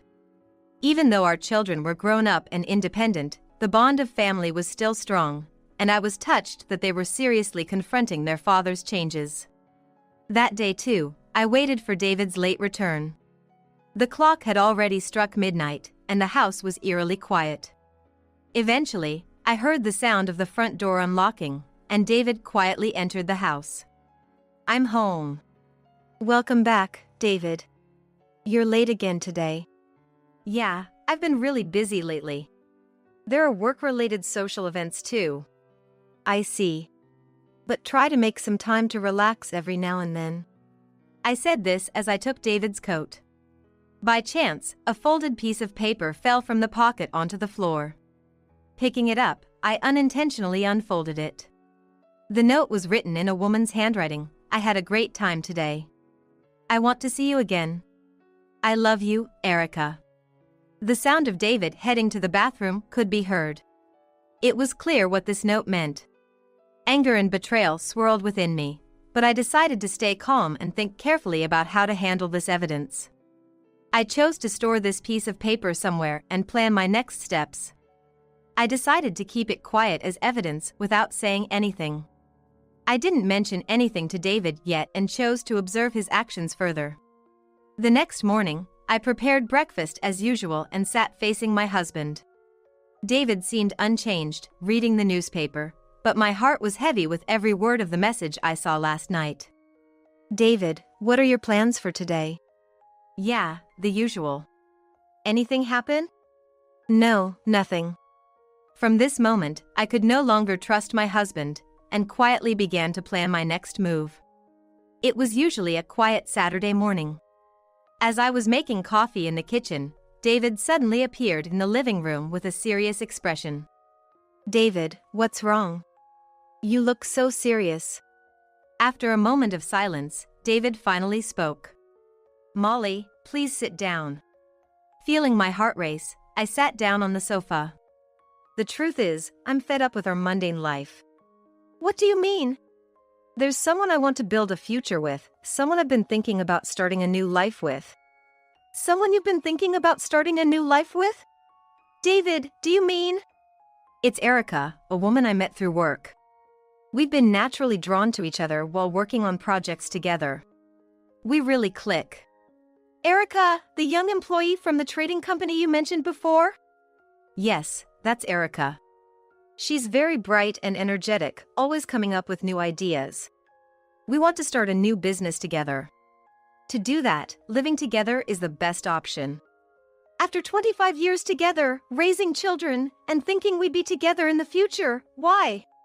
Unfortunately, Molly, I can't stay with you any longer. I want to start anew with Erica. That's why I want to cut ties with you. Let's get a divorce. Filled with shock and sadness, I was speechless for a few minutes. Do you think you can be happy after throwing away everything about us, about our children? I'm serious. I want to make her happy. That's why, sign the divorce papers under these terms. David placed a piece of paper on the table. I took the document he handed me, and quietly began to read through it amid my anxiety and tension. The document listed the divorce terms David proposed, which were disadvantageous to me. David intended to keep most of our assets for his new life with Erica, providing me only a minimal monthly maintenance. It also stated that our shared home was to be sold. My options were limited, and all I could receive were slight assurances for my past contributions and dedication. David, what is this? We need the funds for our future with Erica. You'll have to manage with this. How am I supposed to manage with this amount? Is 25 years of marriage only worth this much to you? Yeah, that's about right. So you're telling me, who has been a homemaker all this time, to find work and become independent? Yeah, well, that's about the size of it. You were the one who said I should become a homemaker when our children were born to support the family. You've done well up until now. And you're selling the house too? Yeah, the proceedings are already complete, so please move out soon. What? What are you talking about? This is too sudden. What about our children? They are already adults and independent, so they don't need us, right? I can't accept these terms. Even if you say that. Just accept it, I've already decided. Anyway, I'm leaving now. Please file the divorce papers. See ya. David, wait a minute. This can't be allowed. Anger welled up inside me, and soon it turned into tears. I thought we were finally going to spend time as a couple now that the children were independent. The next day, I took a deep breath in the home office and picked up the phone. I dialed the lawyer's number and pressed the call button with trepidation. Hello. This is Molly. I need some advice. On the other end of the line, the lawyer's calm voice came through. Yes. What can I do for you? My husband has another woman. I'm considering divorce, but he's forcing very unfavorable terms on me. Let's first get a clear understanding of the facts. Evidence will be crucial here. 25 years gone just like that. A few days later, I visited the lawyer's office and provided detailed information about David and Erica's affair. These are very strong pieces of evidence. Based on these facts that David was hiding, let's negotiate the unfair divorce terms. Thank you. I'm ready to fight this battle. For my children and for myself. A few days later, I received another call from the lawyer and went to the office. The lawyer, holding a document, said, "Molly, we've discovered new information. It turns out that David and Erica already have a child together." What? They already have a child? Yes, from birth certificates and their joint mortgage, we've confirmed this fact. This information will be a significant advantage in the divorce proceedings. They deceived us and even had a child. It was an unforgivable fact. Will this be a big blow to David? Of course. This important information that David was hiding will be grounds for new terms. I packed my belongings and left the house I had lived in for so long. Then I decided to talk to the children, Tim and Anna. Mom, what happened? Why are you here? What about the house? I'm sorry for calling you both out like this. Your father and I are getting a divorce. He has another woman. What? What do you mean? Tell us everything. Mom, is that true? Why would Dad do such a thing? And also, it turns out he has a secret child. That's too much. It's unforgivable that he's done this while you're still here. What happened to the house? Dad sold it without telling me. He said he's using the money for a new business with that woman. And he kicked you out for that. Unbelievable. Is there anything we can do right now? We're here for you, Mom. Thank you. Just hearing you say that is enough for me.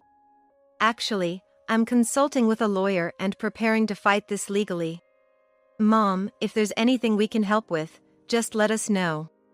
Gathering evidence or anything else that might be supportive. I was filled with gratitude, tears nearly spilling over. Thank you truly. Having you both by my side is reassuring. That night, we discussed future plans as a family.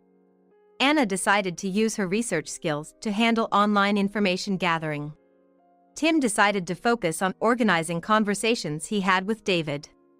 I headed to the kitchen and started preparing dinner. I'm so fortunate to have such a united family. Tim and Anna exchanged smiles. Later, the family gathered to review the evidence they had collected. Anna pointed to the laptop screen and said, "Look at this, Mom. These are photos Erica posted on social media. Pictures of the new house and her child, and she's really showcasing a happy family life." Erica, through her social media, was portraying a glamorous life as an influencer, presenting herself as a wealthy mom struggling with parenting, frequently posting photos of expensive interiors, her new house, and her happy family life.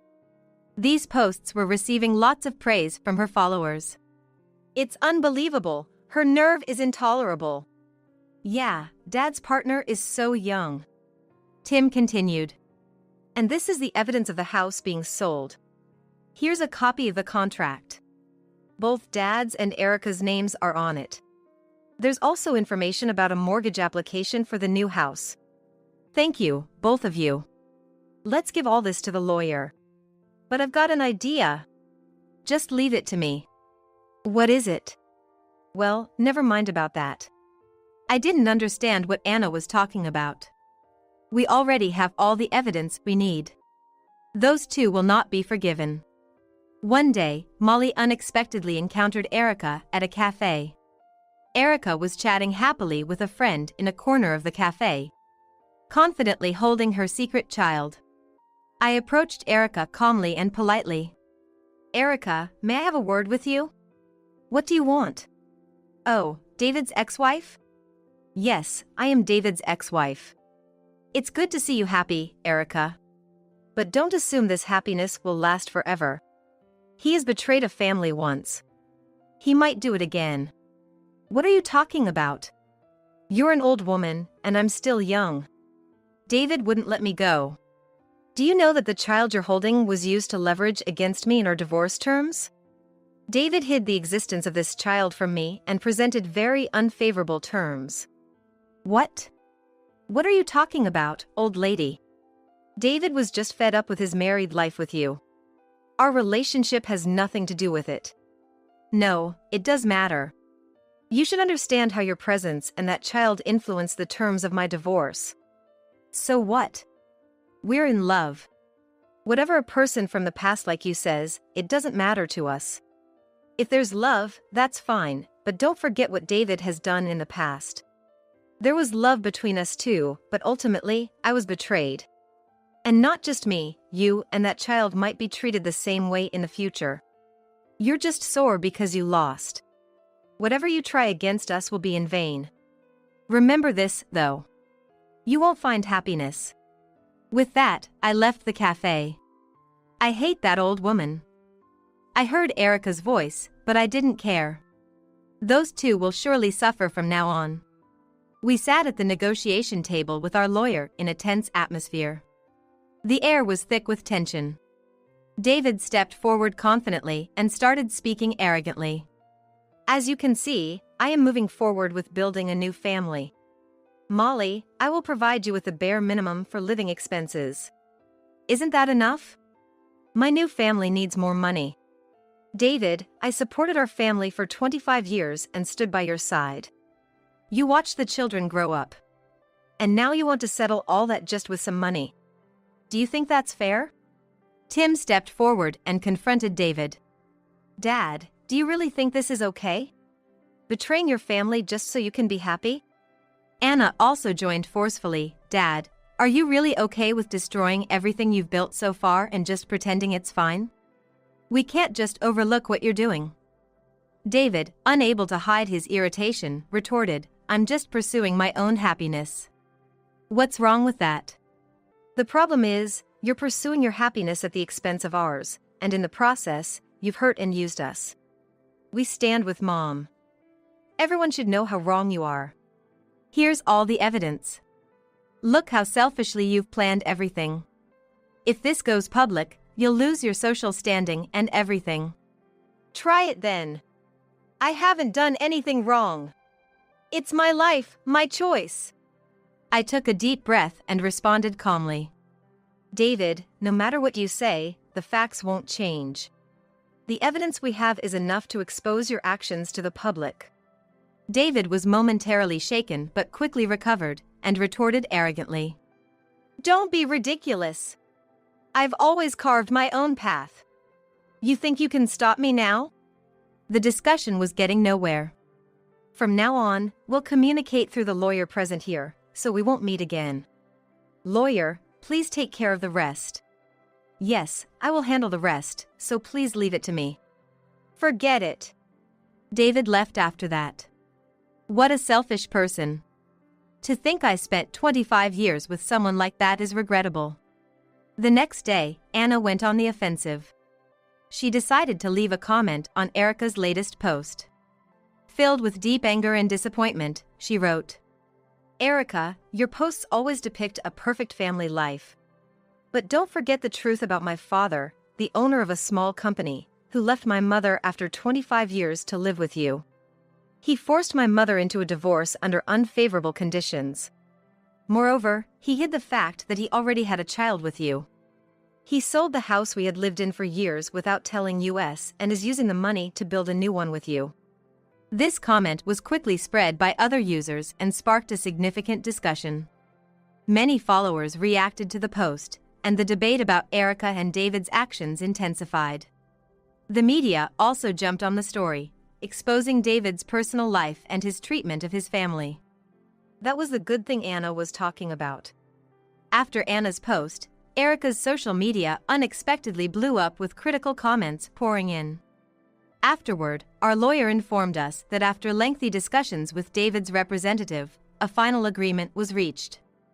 Furthermore, the division of assets was adjusted to reflect the years Molly contributed to the household, ensuring she received a fair share of the communal property, specifically more than half of the proceeds from the sale of the house and a portion of David's investment assets. I'm truly grateful to the lawyer who worked with us empathetically. When I told Tim and Anna about it, they seemed relieved, saying, "That's great. We can move forward now. And Mom, I'm excited about your new start. It looks like I'm finally ready to move on." However, after Anna's post, Erica's social media continued to be flooded with critical comments. The usual mix of praise and support turned into anger and condemnation, making her a target of criticism. Erica was staring at her phone screen in the living room. With every scroll, new critical comments appeared. Look, they call me a hypocrite, a homewrecker. How can they deny our happiness like this? I haven't done anything wrong. This is all Anna's fault. Erica still believed she was blameless. Anna ruined our life, David vented angrily on the phone to a friend. Afterward, the new business project David and Erica had planned was jeopardized by the scandal. Lacking credibility, sponsors began to withdraw one after another. Erica had quit her previous job and committed everything to this new project. But now she faced the harsh reality that her decision had backfired. What are we going to do? We have to figure something out. But the future looks bleak. We've lost sponsors and credibility, and it seems we might have to look for new jobs. My happy married life is falling apart. Eventually, David and Erica's new business project lost support due to the scandal and ultimately went bankrupt due to a lack of funds. The company and office were closed, the once bustling activity now gone. While clearing out the bankrupt office, David sighed. It's all over. There's nothing we can do now. What are we going to do? We've lost our jobs, and there's nowhere to go. I don't know. There's nowhere for us to turn. Despite attempts to reach out to several companies, the scandal led to them being turned away. Yet Erica remained dependent on social media. Why has this happened? Erica muttered while updating her social media profile. The image on the screen showed a past version of Erica smiling happily, but in reality, she looked gaunt with dark circles under her eyes. Look, another new comment. There are still people who support me. What good does that do? Reality won't change. David coldly replied. Over time, a clear rift developed between them.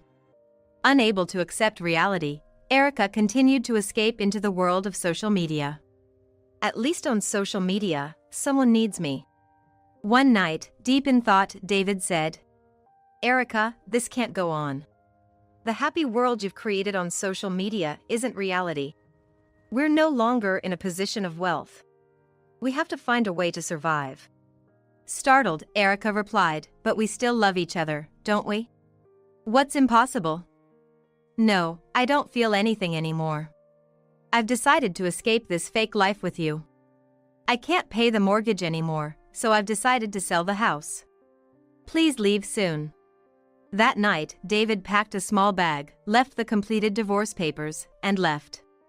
Ultimately, David and Erica's marriage ended in less than 6 months. Erica, unable to sustain herself, returned to her parents' home. However, living a do-nothing life at her parents' house, Erica was eventually kicked out, and her parents took over raising her child. Erica is now working at a store. Meanwhile, David started working at a local factory during the day, but his life, far from his previous wealth, is now spent in a rundown house.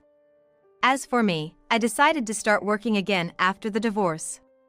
Having supported the family as a homemaker for many years, cooking was one of my skills. Cooking has always been a way to express love. Tim and Anna often come over to eat. Mom, your cooking is really delicious. Why don't you post your dishes on social media? Could I really do that? Sure. I'll help you. So, using my expertise, I decided to discover a new side of myself through cooking. Cooking has always been for the family, but now, I hope to please more people as I experimented with new recipes in the kitchen. I decided to take pictures of the finished dishes with my phone and upload them to social media. It was a photo of the pasta I specialize in, with a caption that read, "Today's lunch is homemade pasta." Simple, but I'm confident in the taste. I uploaded the photo along with a description of myself as a 53-year-old single, skilled housewife. The post quickly garnered reactions from followers, with comments like, "It looks delicious. Can you share the recipe?" pouring in. Gradually, my follower count increased, and I started a cooking blog. On the blog, I detailed the recipes of the dishes I made daily and the thoughts I put into them. I also humorously shared my experiences of being divorced at 53. The theme of my blog resonated with many, not just for the aesthetic appeal of the dishes but also for the heartfelt effort put into them. One day, I received a proposal to start a cooking class. The desire to learn directly from you, Molly, inspired this, was the feedback that sparked the idea. For the first class, I rented a local community center and decided to teach a menu centered on healthy cuisine. On the day of the cooking class, I greeted the participants with a nervous yet hopeful expression. Hello everyone. Let's enjoy cooking together today. We'll start with how to make broth. A good broth ensures any dish tastes authentic, I explained while demonstrating how to make broth. By the end of the class, participants were amazed, exclaiming, "I can't believe it's so easy to make delicious food." I also felt joy in discovering this new aspect of myself. I felt my love for cooking genuinely reaching the participants. That night, I posted about the day's class on social media, writing, "Today's cooking class was supported by many, and I am full of gratitude. I hope to continue delivering joy through delicious food." Just as I thought. Your cooking and your kind personality are truly special. I can't believe I'm capable of this. Every day feels so fulfilling. Thank you.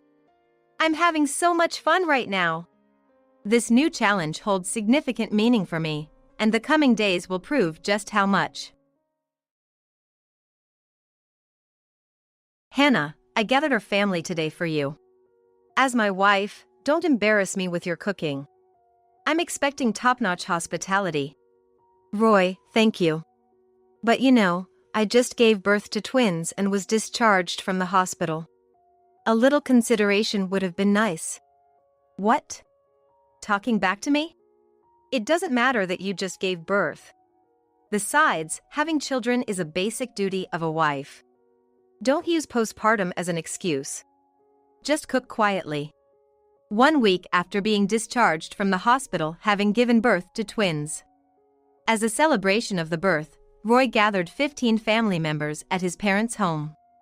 I should be happy that he did all this for me, but it seems he intends to exploit me postpartum. I was completely fed up with my husband's unbelievable behavior. At that moment, I felt like throwing my phone at him, but I held back because it would ruin everything. Then I calmly told him, "I'll get everything ready now. But I'll need your parents to help." Getting help from my parents? Impossible, they're working overseas. Indeed, as my husband said, his parents were overseas and couldn't attend today's family gathering. He looked down on me with disdain. But he doesn't know anything. I already knew everything and had been preparing to get back at him. After a brief laugh to myself, I stepped outside and returned to my in-laws' home within 5 minutes. To his surprise, Roy asked, "Hannah, who are these people? I've never seen them before. Why are you bringing strangers to a family gathering?" Indeed, it was no surprise he was shocked. These two were certainly not family. But they were very much related to him. Just to introduce, this is Ben and his wife Claire. They're helping with today's preparations. You must be Roy. We've been looking forward to meeting you today. We've received quite a bit of help from Hannah. We know a lot about you, Roy. Looking forward to meeting me? Yet, both of you seem rather stern. Ben and Claire, though outwardly polite, looked at my husband with icy stares. Perplexed, Roy whispered to me, "Come here for a sec, Hannah." He pulled me aside to a secluded spot. With a puzzled look, he pressed, "What are you doing? It's outrageous to call strangers without my permission. How are you going to explain this to the family? There's no time left. Send them away and start preparing the meal right now." As usual, he tried to intimidate me with his threatening tone and demeanor. But today, I wasn't going to let things go his way. I looked him straight in the eye, filled with conviction. No need to panic. Everything is ready. Actually, I'm planning to sue you, with your mistress's parents here. What? The parents of my mistress? You mean them?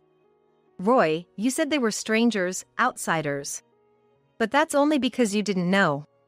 Unfortunately for you, I know everything. I continued to speak calmly, just stating the facts. Roy was stunned and puzzled, then his expression turned demonic. What do you mean by the parents of my mistress? I've never cheated. And what's with your attitude today? Are you disrespecting me? As his anger surged, he raised his voice and clenched his fist threateningly. So loud, even the family might hear. It was clear Roy wasn't calm. What's going on, Roy? I heard some angry voices. Is there a problem? Oh, no. Just a little spat with the wife.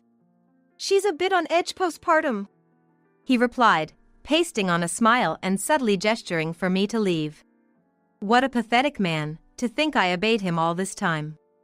Ignoring his command, I headed back to the living room where the family was. After taking a deep breath, I began my counterattack.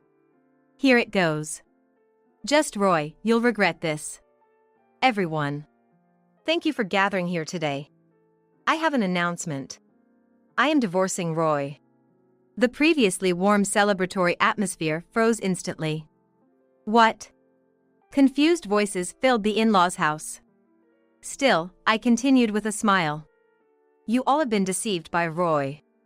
He's not the temperate, serious, hardworking, filial son you think he is. He's a cowardly man who bullies his wife while hiding his true nature. His good outward appearance is top-notch, so it's no wonder you haven't noticed. I only found out a year ago myself.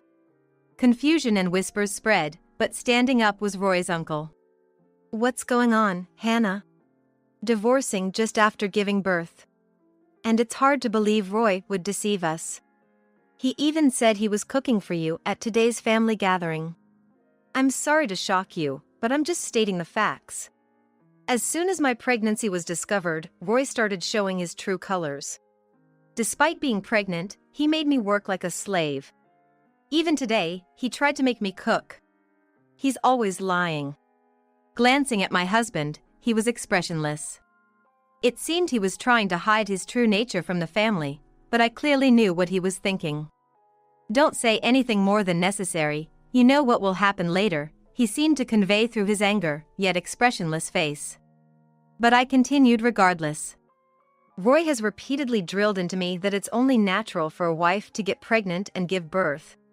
I work and provide for you, he'd say, using these words as a free pass to treat me without care. This side of him was never shown during our dating or early marriage. His parents and our relatives looked incredulous, but they know well that I am not one to joke. Thus, confusion spread. Then Roy moved. He stood beside me, took a deep breath, and plastered on his practiced smile. It seems there's a bit of a misunderstanding.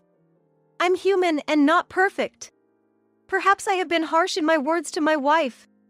However, I have cared for her as much, if not more. Unfortunately, it seems only the unpleasant incidents have stuck with her. Moreover, what my wife is saying has no basis. She might be unstable postpartum. I regret not being able to support her better as a husband. As Roy flashed a somewhat sad smile, a wave of sympathy appeared on the relatives' faces. I thought again how good he was at maintaining appearances, but that would only work until today. As expected of the next CEO candidate. Mastering people's hearts seems to be your forte, right? It shows why you're so valued at your father's company. Hannah, I understand you're upset postpartum, but it's not right to confuse everyone like this. We'll talk about this more calmly in another room later. Roy gently took my hand, subtly trying to end the conversation. That's when I turned my gaze to a corner of the room, signaling the next move. The couple stood up. There's no need for that. Everyone, please look here. What? You're still here? And what's with those photos? They showed a stack of photos to the relatives. While the relatives were surprised by the presence of these outsiders, they couldn't help but look at the photos thrust before them. Immediately, a scream-like gasp of horror echoed through the in-laws' house. Hey, what is this? Roy, explain this so I understand. What happened all of a sudden? Show me the photos too. Snatching the photos from his uncle, Roy was speechless. There, the absolute last thing he wanted known was depicted. As you can see, these photos capture Roy's infidelity. I had been aware of his affairs before my hospitalization and gathered evidence. However, being pregnant, there was a limit to what I could investigate alone. That's when I reached out to his mistress's parents for help. I am Ben, this is my wife Claire. We regret disturbing you at such a gathering. However, we needed to clear our daughter's name and agreed to help Hannah. Our daughter, Rachel, worked at Roy's company. She finally got a job there after much effort, attending daily with enthusiasm. But one day, she returned to us broken, played by this man. Claire choked up with emotion. And Ben supported her shoulder, glaring at my husband. Rachel once happily told us she had met a wonderful person. She was a child we were blessed with when my wife was 40. You can imagine how delighted we were. But to Roy, Rachel was just a fling. He deceitfully presented himself as single and seduced her, much younger than him. When Rachel realized she was just being played by a married man, she fell into a deep depression. We will never forgive Roy. Silence fell. The relatives looked at the photos again and then silently turned their gazes to my husband. No trace of earlier trust could be sensed. No, wait. Are you going to believe what some old man and woman say? Such photos can be fabricated. It's a scam for alimony. We were also surprised by their presence, but would they really commit fraud at a family gathering? I can't believe they are lying, but if you really didn't do anything, then calm down. And you, calling them old man and old woman. Well, I kind of got carried away. It was clear from my husband's disarray that his true nature had slipped out. It was evidence that he was unsettled. Our counterattack was definitely having an effect. The extent of his panic confirmed it. Soon after, someone slapped my flustered husband. Everyone gasped in unison upon seeing the person's face. Especially my husband, who opened his mouth wide enough to dislocate his jaw. Hey Roy, long time no see. Hello everyone, it's been a while. Dad, Mom? Why are you here? You're supposed to be overseas. There was an important matter. We came back urgently. Well, you came back at a good time. Help me. Hannah has started saying strange things. Everyone is being swayed by Hannah, trying to make me out to be the bad guy. I haven't done anything wrong. Hannah must have gone crazy. The in-laws just looked at my husband expressionlessly, without nodding along. My husband continued talking. You know, they often talk about postpartum depression. Maybe you should go to the hospital once. Have the specialists take a look and let you rest. Then you'll surely start listening to me like before. My husband rattled on, then steadied his breath. The in-laws remained unresponsive, but my husband took their silence as affirmation. Looks like Dad and Mom understand. That's a relief for me. I'm really thirsty now. Hey, Hannah. Water. His mother silently placed a water bottle in the hand he extended towards me. He was a bit surprised, but didn't say anything and started drinking the water. That's when my father-in-law dropped the bomb. Roy, you're going to have to quit the company. You're fired. My husband spit out his water like in a comic book. A relative sitting nearby frowned as he wiped his clothes. What, Dad? What are you starting with now? Jokes don't suit you at your age. Decide for yourself if it's a joke after looking at this. Is this a phone? In call mode? And on speaker? Correct. I'm the one on the call. I had your parents listen in from the start with everything on speaker. What? Why would you do that? I contacted your parents as soon as I realized your true nature. They're the first people I should consult. Plus, I've recorded all the abuses you've thrown at me during the pregnancy on my phone. I let them hear all of it. By the way, today's abuses are also being recorded.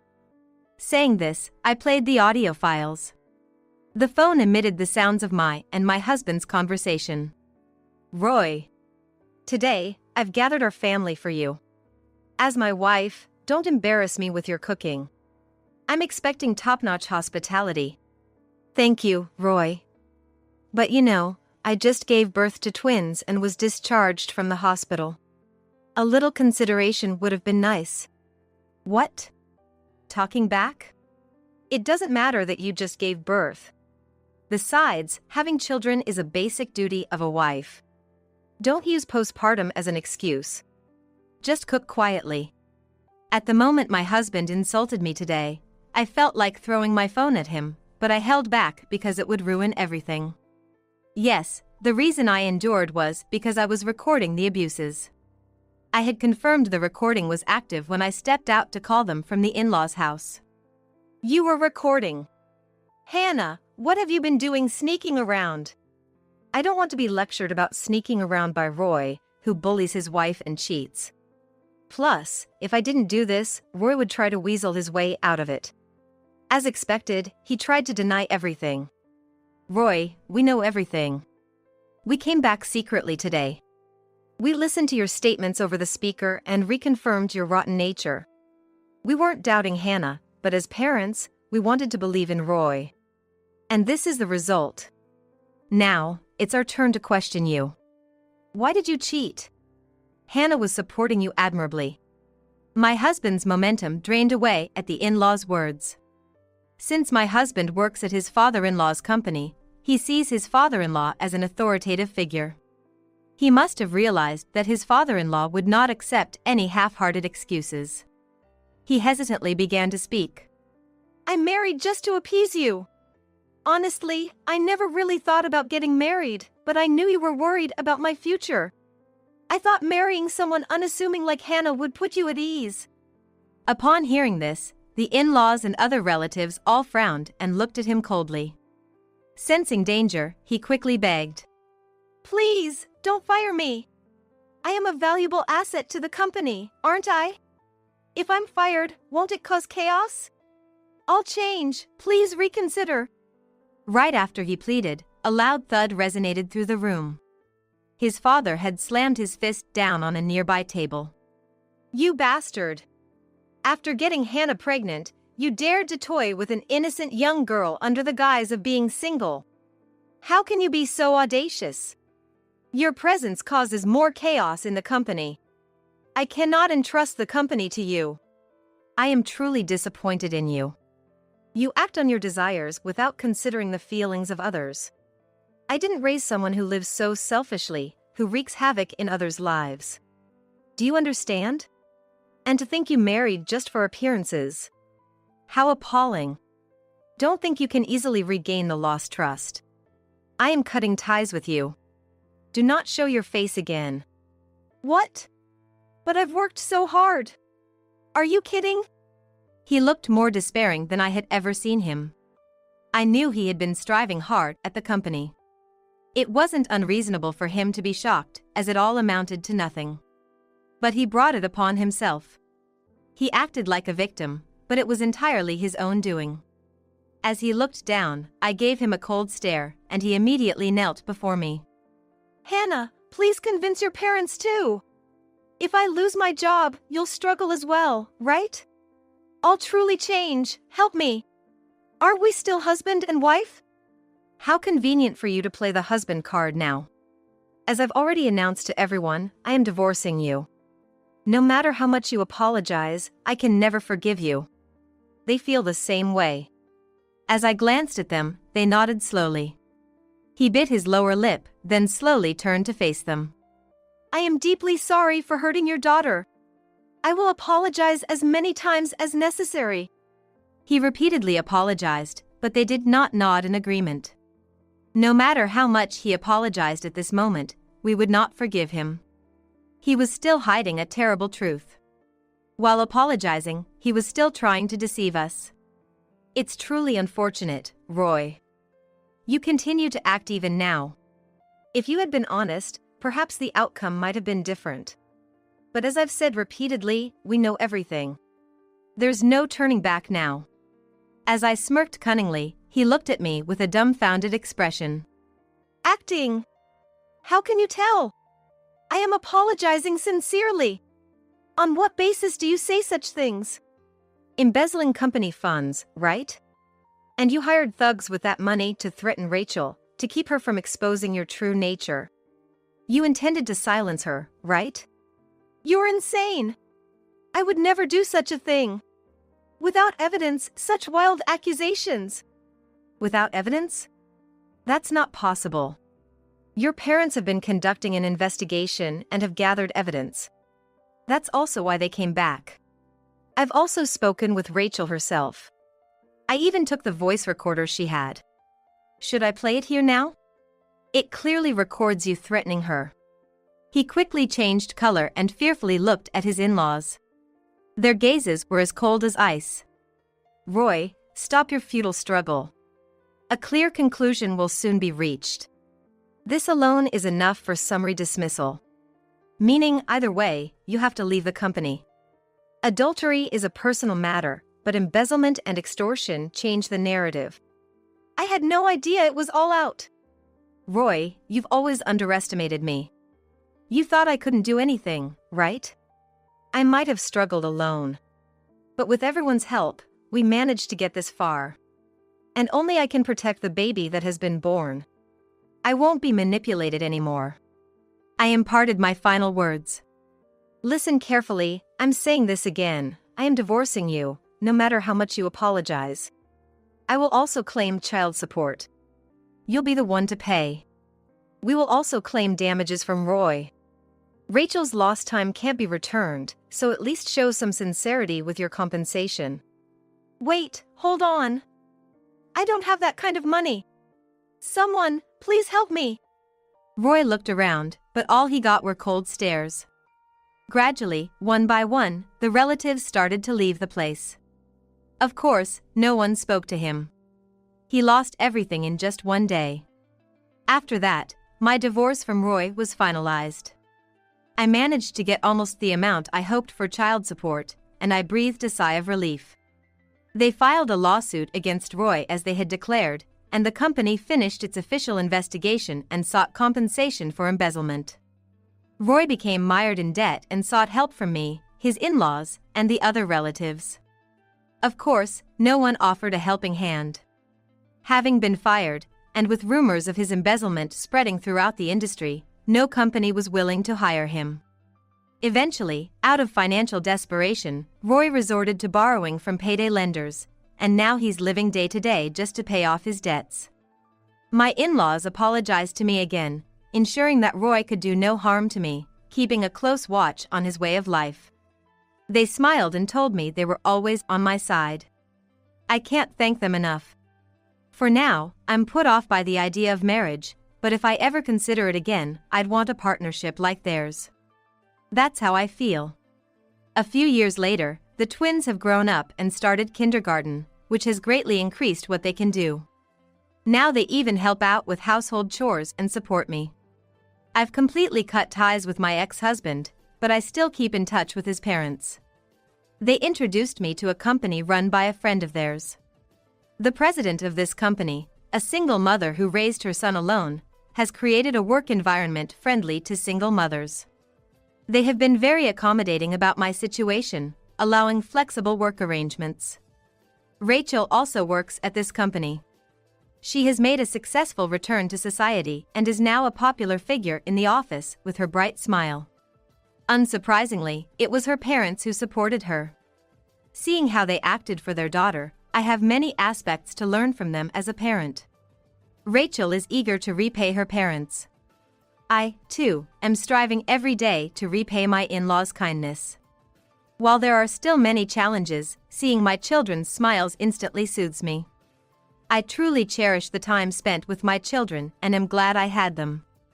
Amidst all this, I sometimes recall something my ex-husband used to say. He said that having children is just a wife's duty. Watching my children grow, I realize again that nothing about it is ordinary. Pregnancy and childbirth are sacred and bring so much happiness. This ordeal has left deep scars on me. But it has also made me aware of something equally important. For my children and for myself, I want to keep looking forward and live my life to